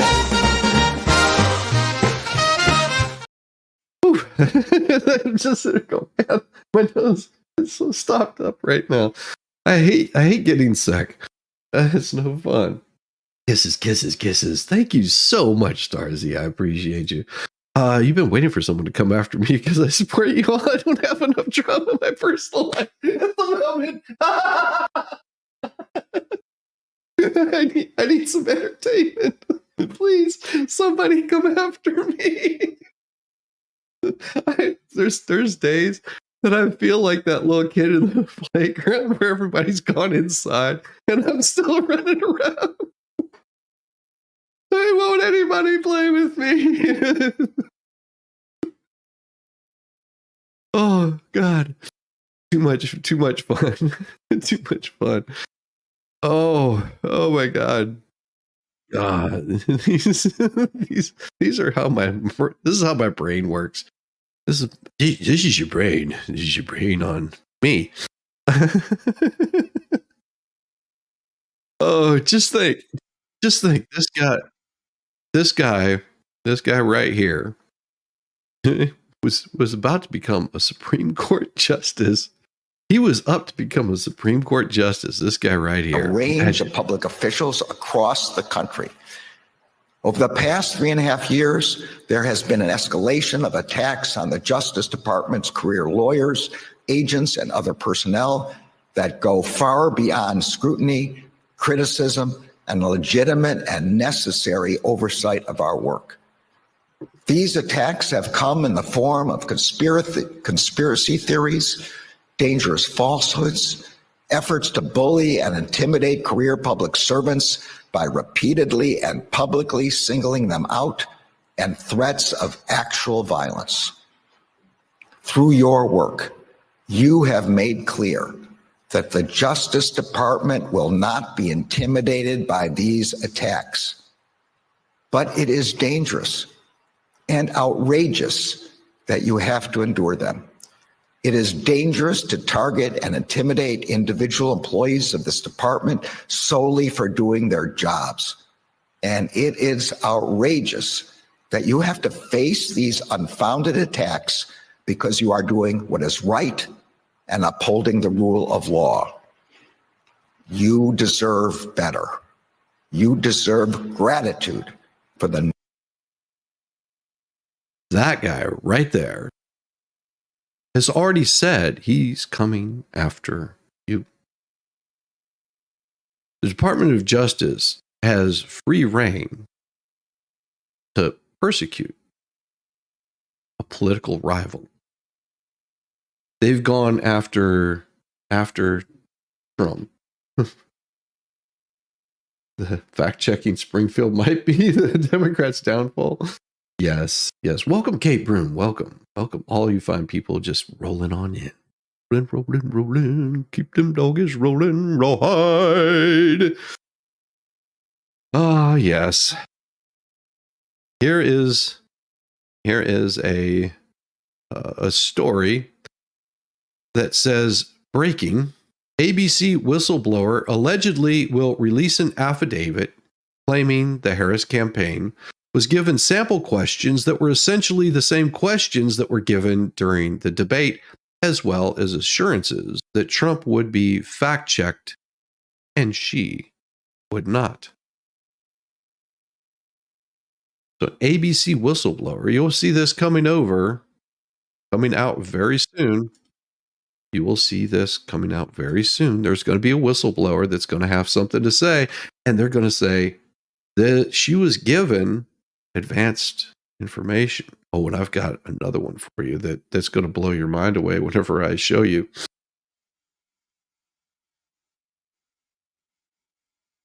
Second, find it here. It's here somewhere. There it is. Vice President Harris began the debate by punting the first question on the economy. Do you believe Americans are better off than they were 4 years ago? So I was raised as a middle-class kid, and I am actually the only person on this stage who has a plan that is about lifting up the middle class and working people of America. It went on from there. Despite the economy being the number one issue facing the country, the sitting vice president generally reverted to talking points about a few of her policy proposals. Even Harris allies today are saying that she needs to talk more about what she will do for Americans if elected. Senator Bernie Sanders will be here in a second to talk about more about the need for her to fill in some of those blanks. On the border, another vulnerable issue for Harris, she also dodged. Would you have done anything differently from President Biden on this? So I'm the only person on this stage who has prosecuted transnational criminal organizations for the trafficking of guns, drugs, and human beings. Okay, that wasn't the question. When asked how she would break through the Israel-Hamas war stalemate, Harris said this. We need a ceasefire deal and we need the hostages out. And so we will continue to work around the clock on that. Okay, but again, how? That was glorious. Finally, CNN recovered something real. Good morning, Mayor Dan. Good morning, Mayor Dan. Good to see you. Good to see you, Connie Carlson. Come on, Friday the 13th. Something bad needs to happen. What the hell is everything going right now today? Oh, it is 1:15 here in sunny Wales. Not in the UK. Oh my God, Liz Bird. We on Sundays we have the Welsh lady reads, and she's in Wales also. And I'm such an idiot. Oh God. This is how bad I am. I was like, yeah, I've been to Scotland. She was like, I'm south of there. Scotland and Wales are nowhere near each other. Oh God. Yes, I'm never gonna live that down. Yes, Liz Bird, Welsh Lady Reads is awesome. Yeah, she comes in on Sundays and reads with us. It's awesome. And I saw Manchester sign. It was Kate Brown. Yeah, I'm pretty sure Kate Brown. We're the best ever read on YouTube. Yes, thank you. Manchester City. Awesome. Love it. My wife and I wanted to go to Manchester whenever we were in, because we did a trip in 2019, I think it was. 2019? Yeah, 2019 to the UK. We landed in London. We got off the plane and went to the Eye and rode the Eye sometime, in that morning. And then we toured the British Museum. That was probably our highlight of of everything. And we just sort of like messed around like little areas outside of London. London's like there's a lot of stuff to see, but we didn't want to stay there in London. Took a train out, did the Cotswolds, and then drove. And I drove like almost all over the damn place. And then we hopped on a small jumper flight out of I know it was in England, somewhere in the middle of England, and then landed in Edinburgh. I think is where we landed. Edinburgh that we went to. Yeah, and then we drove all over the place. Went and saw the tattoo, and then we jumped on a plane out of Glasgow, which was interesting. And yeah, it was. We spent no time in Glasgow. It was just literally get on a plane over back to the United States. It's crazy. We had an absolute lovely time. Luton, that sounds right. That sounds right. Luton to Edinburgh. That sounds right. You've never been to Scotland? Oh my gosh, it is. If you want, see, that's the thing. If you're out in like London and that area, it's like, there's a lot to see if you're into cities. But once you get out of the city and you get just like driving out in the country, the countryside is absolutely beautiful. I got a picture somewhere of us. I think it was in the Cotswolds, where you've got like this beautiful green backdrop. I mean, it's just absolutely gorgeous, and it's raining, but it's like the slight fog over the top of it, just like absolutely gorgeous. The smell of the earth, the smell of the greenery. All the people were really, really nice. Every place that we stayed at, the folks that are out in the country, they're just living life. No, it's like my homies, just like, we're all just, sitting there, taking long walks through like fields that are just as beautiful as can be. And Scotland was no different than that. It was like a continuation of that. We had a great time. I would definitely do it again, except I probably would spend less time in London. We stayed too long in London on that trip. Yeah, it was good. Wrexham. Oh yeah, Wrexham isn't far from your daughter, and she's in Shropshire and the province. Yeah, that's so cool. That's so cool. Yeah, different type of human. It is a different type of human. I'm a rock star. I'm crazy. But I don't know about a rock star.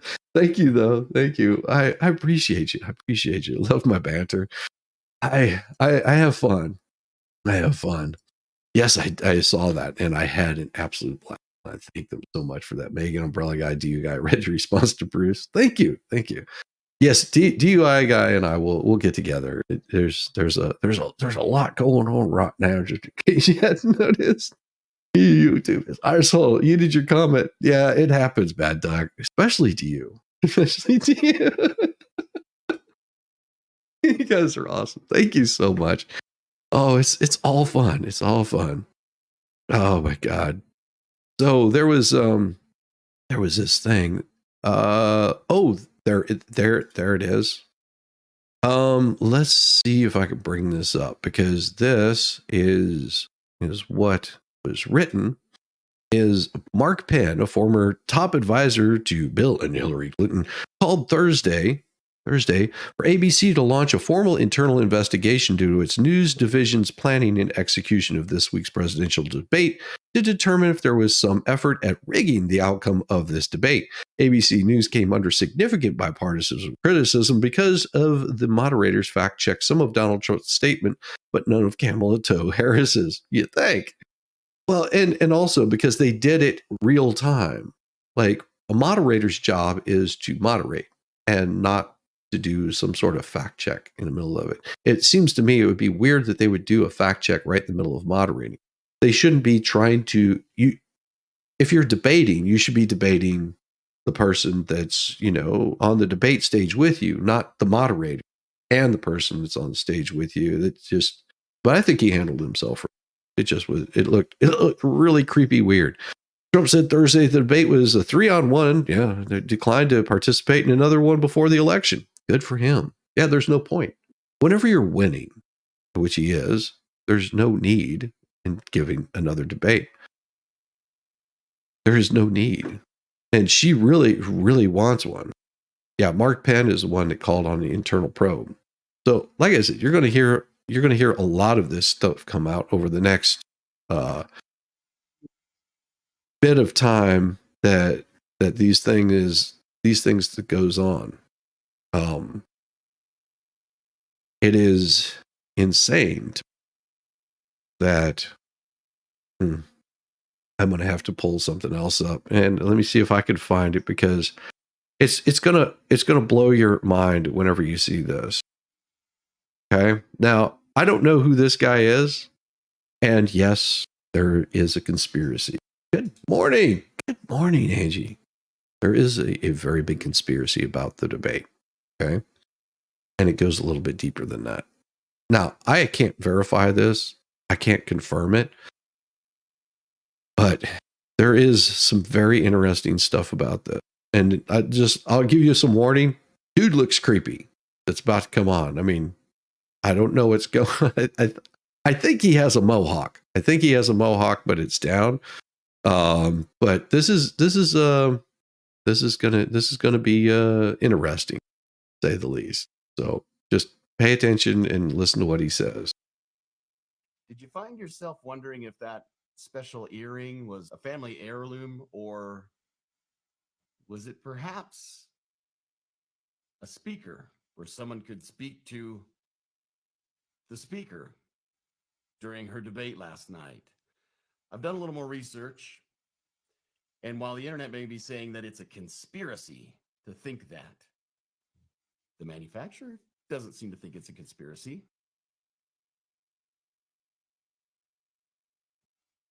Isn't that great? You can get your own. And if the manufacturer doesn't think it's a conspiracy, how long has she been using this? I just want to take a look with you guys, because I've gone back over about a year's worth of speeches, campaign events, interviews. She really likes those earrings. And then at the end of this video, we're going to read a review that will explain why some of the debate rules that have been in place, and why the interview with Waltz and Harris was done pre-taped, and why there are some very interesting dynamics to how she speaks at live events with those earrings in place. Let's put two and two together, but first let's just look at the history of these amazing earrings. Notice that when we Google this, right away, the first things you start to notice are conspiracy theory. No, conspiracy theory, more conspiracy theory. Why it's a conspiracy theory? It almost seems to me that there's a conspiracy theory about the conspiracy. It doesn't seem to end. But as we go, let's go right here to the manufacturer's website. And what do they offer? Oh, look at that. From the 2024 presidential election, you can get your own ones that were used in the 20. So the manufacturer themselves is offering what was used in the 2024 presidential election special edition. But you're right. It's just a conspiracy. Let's go through several interviews. Wow, those look very familiar. Foremost, one of my and as we go through more and more of her there they are again. Wow, those look very familiar. Here she is on a TV show. Gosh, it's almost like we've seen those before. This is about a year old. Wow. In time in which we to be able a year ago. Wow. Oh, look there. Oh, there at that campaign. Oh my goodness, she loves these earrings. There they are again. Look at that. Oh my goodness. Oh my goodness. Looky here at this campaign stop. Oh wow. There they are again. You think yes, you just fell out of a coconut tree? Well, we might have fallen out and hit our head twice. Oh, there they are again. There they are again. Now this was a streaming down in Texas, so it's very grainy, but sure looks like them. Of AFT. I know that by nature you are visionaries. It was lagging on their end when I recorded this. It's not. There is one. Oh, looky there. Oh, good golly. she's wearing them here as well. But are bound to And inflame here. the GOP. There. Overturning Oh, Roe v. she's Wade. wearing them there. And she's wearing them here. Virginia, Sure looks it was familiar. guns. Our nation is being And torn she's apart wearing them there. by gun violence. And good God, he looks so familiar. Oh, even on Air Force Two. While in Wow. the air. Giving it. Joe Oh, Biden is president there of we the go. United We States see him and I am again. vice president. Found that at the beginning of They're probably just a President family Biden's heirloom. term, That must be now what it's it less is, than right? 50%. They're just some special family heirloom. Inflation has been coming down. Prices for basics. They like are right food and there. Shelter. Right there. Man, I love those.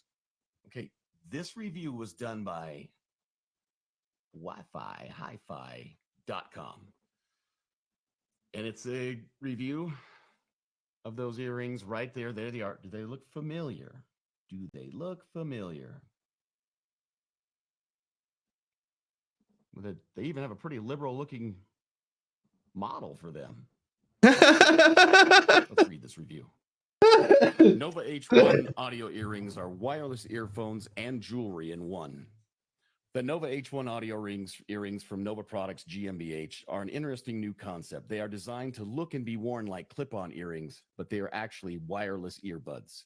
Much like bone conduction headphones that wrap around your neck or the back of your ears without having to be inserted into your ear canals, these earbuds provide sound without physically blocking your ears. They also double as jewelry. Here's a look at how they work. Well, we're going to skip their video. As discussed in the video above, they work using one directional sound from the pearl, which comes in a variety of color options, to the ear. The directional sound technology ensures that only the wearer hears the audio without distracting others, which would be very good if you're on stage or in a crowd or in an interview. And since the buds don't actually go in your ears, you can maintain a level of situational awareness you might want, hearing ambient noises. With that said, this also means there's no noise cancellation capabilities should you want them. Each earring weighs about 7 grams, the same as a standard clip-on earring, battery life, blah, blah, blah, blah. You don't need pierced ears. But the most important question is, how do they sound? I tried a pair on for a short period of time and listened to a song playing It's Raining Men by the Weather Girls. They were easy to put on, though it's hard to tell how secure they were after wearing for long periods. They can easily be pulled off and potentially fall off the ears if you were to pull a messenger bag over your head, for example, or put on a shirt. So if you're doing some bedroom activities, you want to be very careful, which rumor has it, that's probably one point in time when Madam Vice President doesn't need instructions in her ears on what to do. Audio-wise, the sound was very quiet, even though I was told the volume was set to high. With that said, it was in a loud and crowded ballroom, so it isn't exactly the best setting to test a product like this. Now, does that make sense now maybe why they did not want to do the taped interview in front of a crowd? Does it? Makes sense, doesn't it? If there's a crowd, you wouldn't be able to hear what's being piped through those earbuds. Very interesting. It's a complete conspiracy. It's probably when she needs it the most, in the bedroom.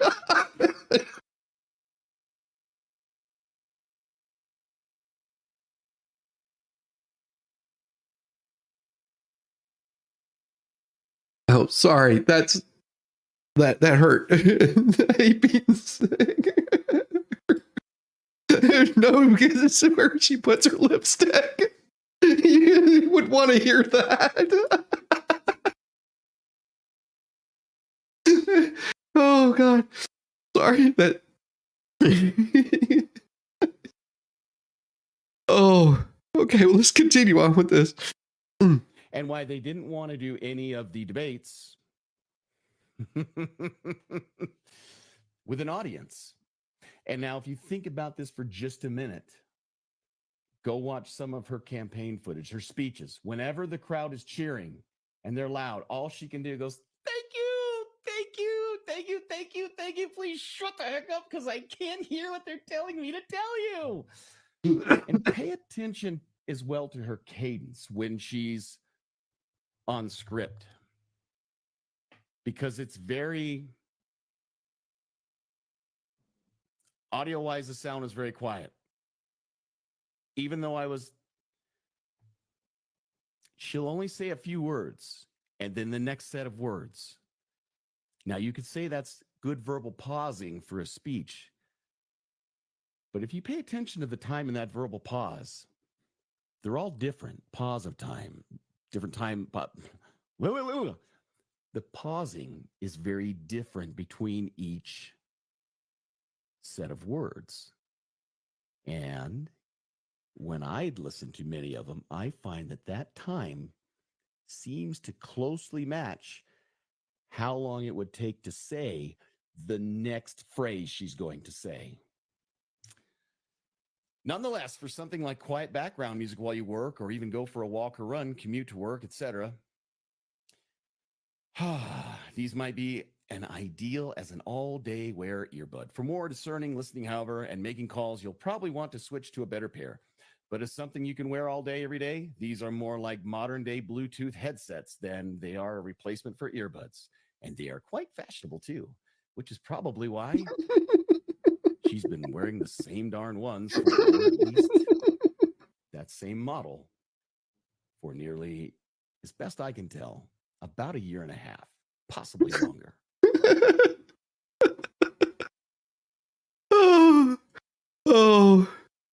But it gets better. It gets better. Because just the news requested comment from iBox Sound, the Munich-based company that sells those earrings. We do not know whether Ms. Harris wore one of our products. The resemblance is striking, and while our product was not specifically developed for the use at presidential debates, it is nonetheless suited for it. To ensure a level playing field for both candidates, we're currently developing a male version. We'll soon be able to offer it to the Trump campaign. The choice of color is a bit challenging, though, as orange does not go well with a lot of colors.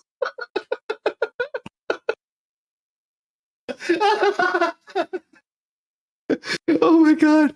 Oh, that just made me laugh so hard. Just like cry. It's broken. Oh God. Oh, that killed me. Just in the worst possible way. Oh, it just broke me. Did recently have a serious pierced.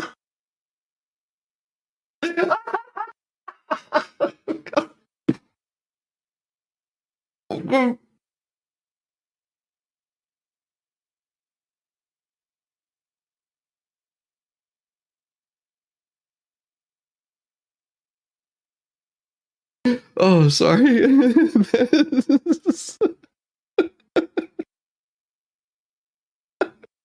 I swear, if you see fans coming out wearing an earring, you're sold.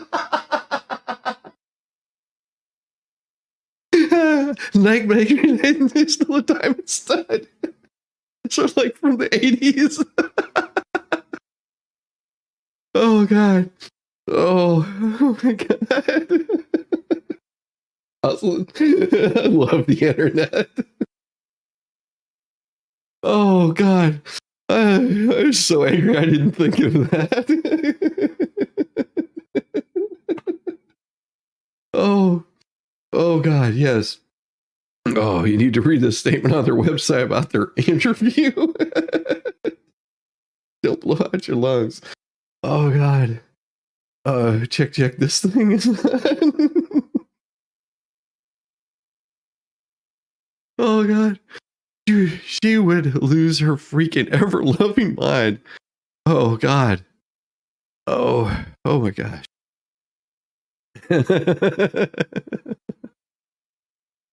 Oh, it's just one of those days that just doesn't it just keeps going. It just keeps going. Oh geez Louise. Oh. Night. That's why whenever I say, whenever I wrote that little letter to Bubbles, this is the stuff that I love doing. This is the fun I love having.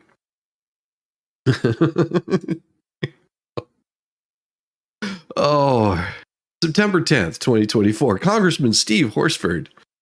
Dear Congressman Horsford, the Las Vegas Police Protective Association's Board of Directors respectively demand that you remove their badge from your campaign material. The badge is registered with the state of Nevada, and the association objects to your use of it in your commercials and other promotional material. Please let us know whether you will honor our demand so that we may take further action if necessary. They told a congressman to remove the badge that he's wearing, as it's doesn't belong to him. That was Vice President's co-chair, Stephen Horsford. He was rebuked by the police for misleading campaign ads that falsely implied their support. And the police did demand that he remove that immediately. That is something very, very interesting. Oh my God. I'm just having too much fun this morning. And I know that I've got a couple of things on the fry this morning. Just so you know, Kai. There's quite a bit. I love the Babylon Bee. Oh my God. Oh God, the Babylon Bee. This is glorious. Oh my God. The Babylon Bee. Oh God, this is gonna be great. You're gonna love this. Just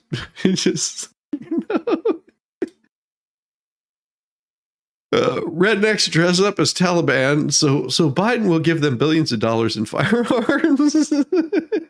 Beattyville, Kentucky. After hearing that Biden was giving away entire arsenals of weapons to the Taliban for free, Republican rednecks throughout America are disguising themselves as the Taliban in hopes of scoring some AR-15s and maybe some Black Hawk helicopters. Upon seeing new Taliban outposts spring up in the red states throughout the country, terrified Biden surrendered to them unconditionally. The surrender was total and immediate, with Biden agreeing to all of the rednecks' outrageous terms, such as stop taxing us insane amount and let's stop killing babies. Okay?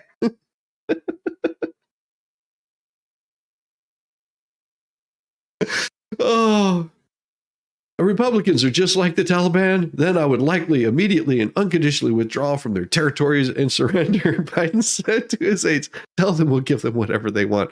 Abandon all federal personnel. We need to get out of there immediately and leave behind all equipment and facilities. Leave no stone unturned. Whatever the expression is that makes sense here. Biden then addressed the nation in a moving speech. And it was so flowed like something like this. My fellow Americans, we find ourselves in a grave situation, he said. Kamala Harris jumped up, excited at the word grave. But aides informed her she misunderstood the context, and she sadly sat back down.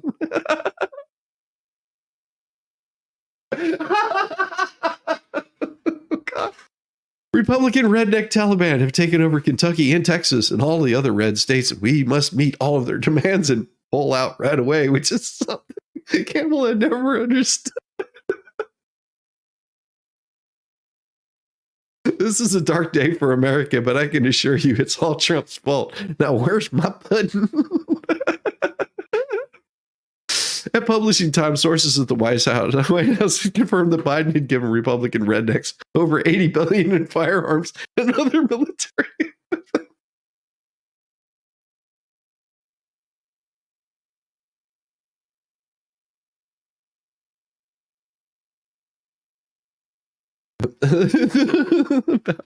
He just cracks me up every damn time. I can't help it.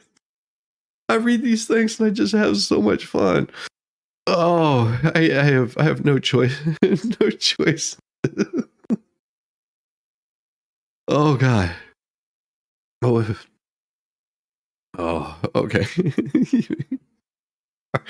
Sorry. I got something going on in the background. It'll be good. It'll be good. Oh my gosh.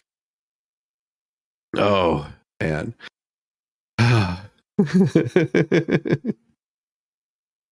Oh gosh. I've been having too much fun this morning. What is this? There was a couple other things I wanted to read off to you, but it is not what I expected to read here. Okay, back to being serious now for a little bit. Russia expels 6 British diplomats. Sorry, it's like someone had a movement this morning. They expelled 6 British diplomats. I shouldn't be laughing. I'm sorry. That wasn't funny. Russia on Friday accused 6 British diplomats of spying and decided to expel them from the UK.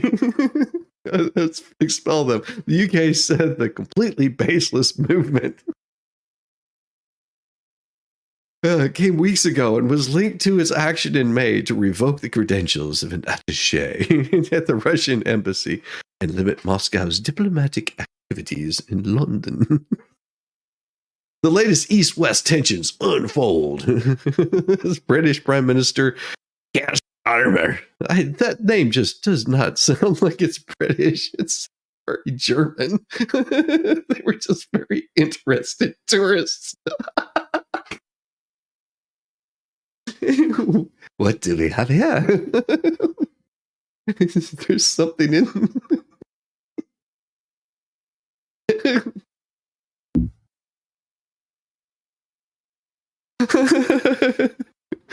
Oh God. For talks that will include Ukraine's request to Western supplied weapons to strike targets inside Russia, deep inside Russia.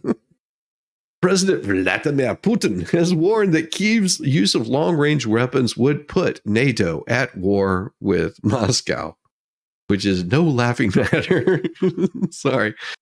Russia's Federal Security Service, or the HB as we used to like to call them back in the days. Back in the days, we says. Has warned that Kyiv's use of long-range weapons would pay to sorry.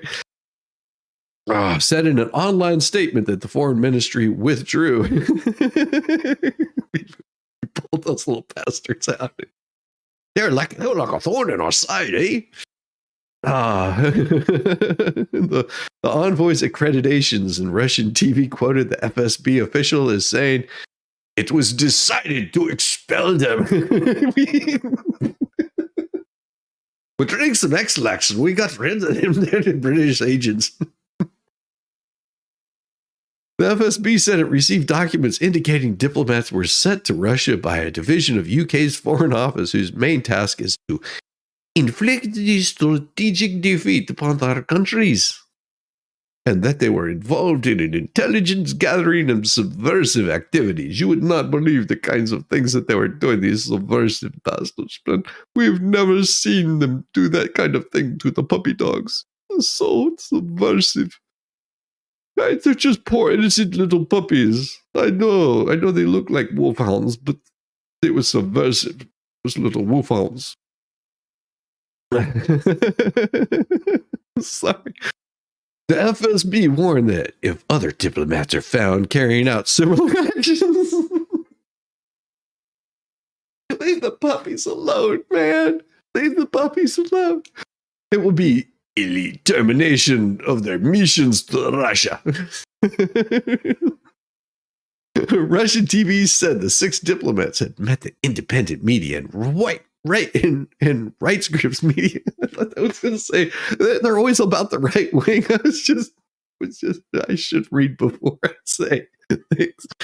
The media and rights groups that have been declared foreign agents a label Russian authorities have actively used against organizations and individuals critical of the Kremlin's. Foreign Ministry spokesperson Maria, I wonder if Maria's hot. I bet Maria's hot, said in a statement that the diplomats were carrying out subversion actions. I want to know what these subversion actions were. I mean, was it really that dirty? I mean, maybe they were like dressed up in leather chaps, had their whips out, just like a fine British gentleman.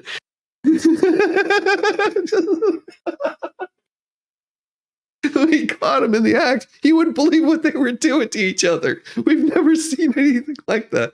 I didn't realize you could put something that long, that far up there.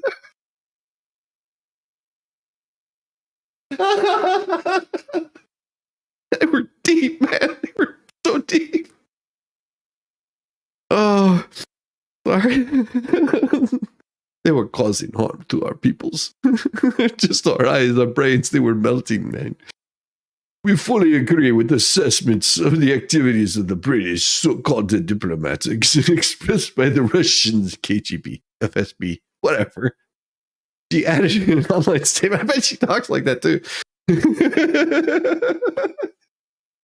That is a fine Russian woman. You can tell the women from the men because his beards aren't as full. God. The British embassy has gone far beyond the limits outlined by the Vienna Conventions. We use the Vienna Conventions, very small wieners. These were big, big wieners.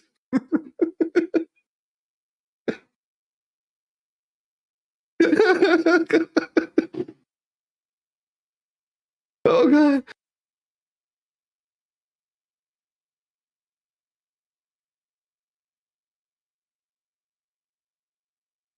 I know I shouldn't be laughing at things like this. I should be taking this more seriously.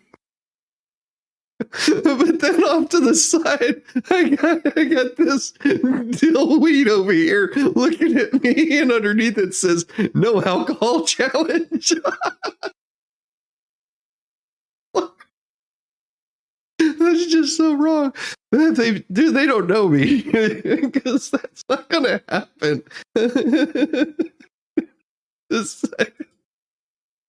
Oh, Kremlin spokesperson Dmitry Peskov said breaking off diplomatic relations with the UK was not on the table right now. No, it's too hard. Do not break it off. Do not break it off. I will never get it out. We'll never get it out.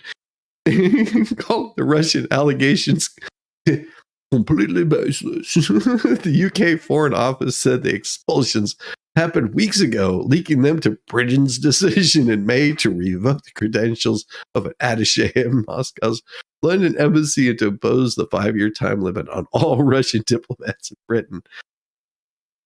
Well, the Russian authorities revoked the diplomatic accreditation of 6 UK diplomats in Russia last month, following the actions taken by the UK government in response to Russian state-directed activities across Europe and the UK. The Foreign Office said in a statement, "We are unapologetic while protecting our national interests." Yes. In May, the UK expelled. Every time I see expelled, I just think they're having a bowel movement. Attaché in London, allegedly, he was an undeclared, unintelligent. I thought that said unintelligent officer. Yes, he is. He is the smart one. He is worse than Shizzy. He is not very smart. We keep telling him, put the Velcro shoes on the other foot. Wait until you got the Velcro shoe on the other foot on your hockey gear. What is wrong with you, son? Alleging he was an undeclared, not an unintelligent officer. It's undeclared intelligence officer. It closed several Russian diplomatic properties in Britain that said they were being used for Spain. About a week later, Russia reciprocated. It's no fun without the reciprocation of the injection. Your hot meat injection is ready for you, sir. I know we are not going by Vienna conventions. We are going by South American conventions. You sons of fucks. Oh, expulsions of diplomats. I had a movement, man. Both Western envoys working in Russia and Russians in the West have become increasingly common since Moscow launched its invasion of Ukraine in 2022. Last year, the Russian news outlet. I thought that said.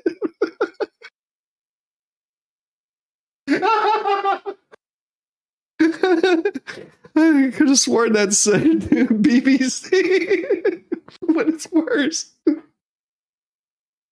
BBC would be big. Never mind. So what would the RBC be? It is a Russian black. Hey. It counted the Western countries, and Japan expelled a total of 670 Russian diplomats between the start of 2022 and 2023.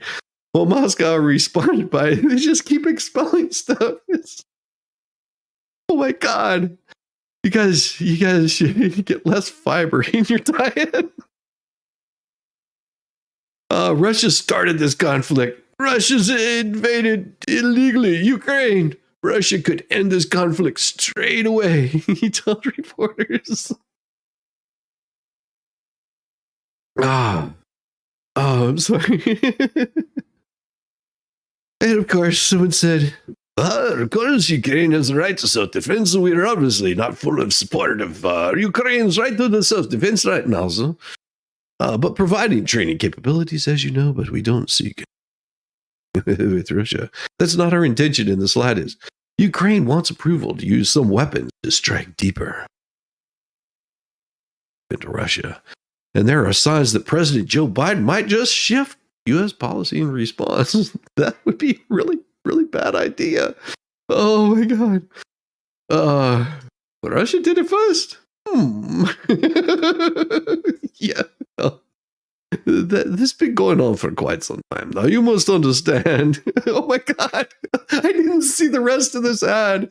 Not only do you have this guy that probably he's never worn a cowboy hat. I mean, this is probably the first time he's put one on, and I don't know what's up with the two women on either side of it. It's just like you got the sisters Grimm here. You know, they're just like, go ahead, don't drink. We love you like you are, you old spicy dog, you. But it's got this guy here, and it says no alcohol challenge, and it's underneath it says mad muscles. Just like, are they trying to say that maybe this guy is gay?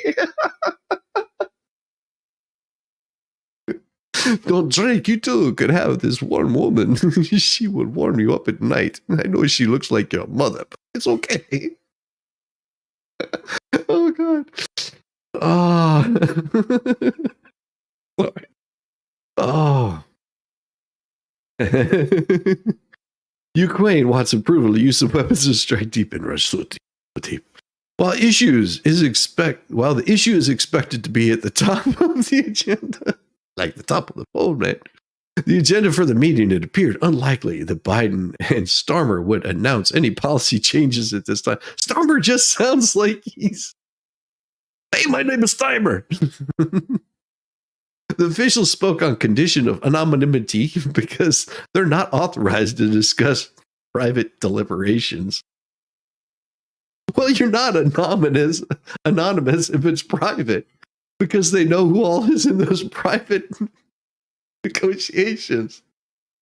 Oh, God. Ukrainian officials renewed their pleas. Oh, please, let us launch long-range missiles into Russia. We want to so much. Like, it's something. Because our last attempt was failed.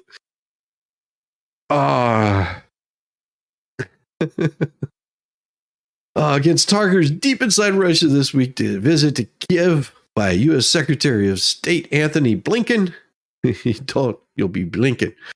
And the British Foreign Secretary David Lammy. Son of a Lammy. Blinken. You'll be blinking, he be blinking, she be rolling. He said he had no doubt Biden and Starmer would discuss the matter during their visit, noting the U.S. has adapted and will adjust as necessary as Russia's battlefield strategy has changed. Ooh, so much change. Oh my God. Oh, geez. Russia has to make the first move before members of the UN can get involved. Ukraine isn't part of the UN, so we can't act. We're trying to find ways to provoke each other. Let's be friends and hug it out. It would be interesting. And here's the thing. I don't know what would be the best bet in all of this war stuff. I just know that war sucks because it takes lives.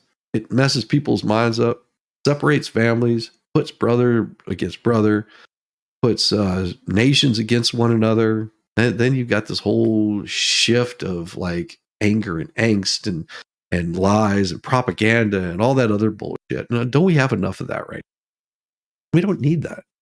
All we need is to get along, hug it out, be better, be much better. Not hard. Not hard. Well, it could be. I mean, trust me, they're breaking it off in Ukraine. There's probably something weird going on there. Oh my God.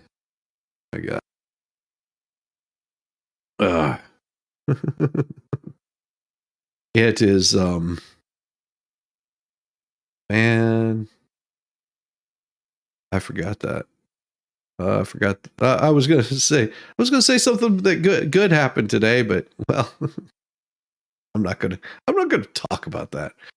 Hold on, I got somebody that's let me get this taken care of real quick. Let me get this taken care of real quick.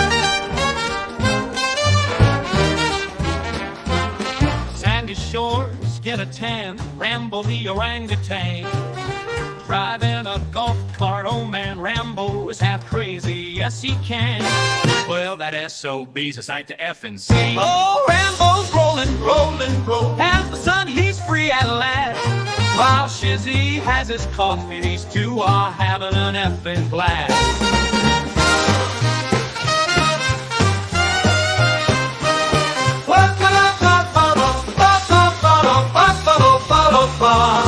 Oh, Rambo's rolling, as the sun he's free at last.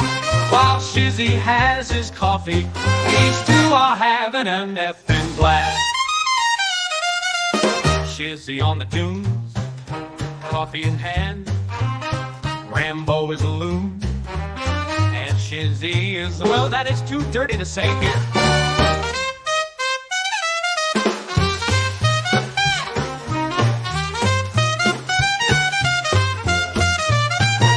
Shizzy on the dunes, coffee in hand.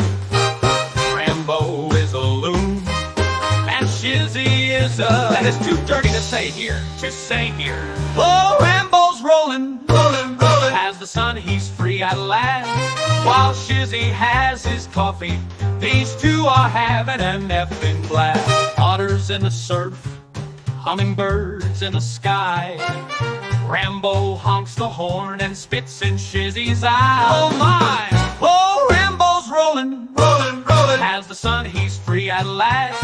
While Shizzy has his coffee, these two are having an effing blast. Oh, Rambo's rolling. Rambo takes a turn, driving to the wave. Otters wave their paws, telling Rambo, not sure, but if you could understand otter, it probably wasn't nice.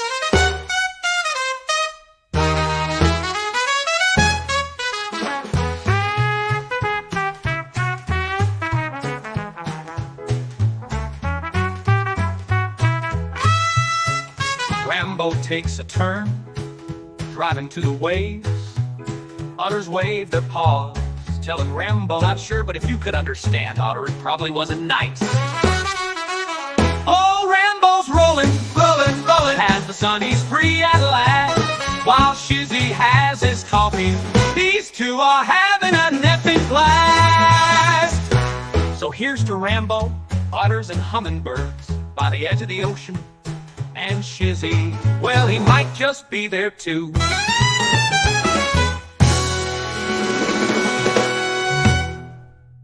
Well, here's to Rambo, otters and hummingbirds by the edge of the ocean. And Shizzy, well, he might just be there too.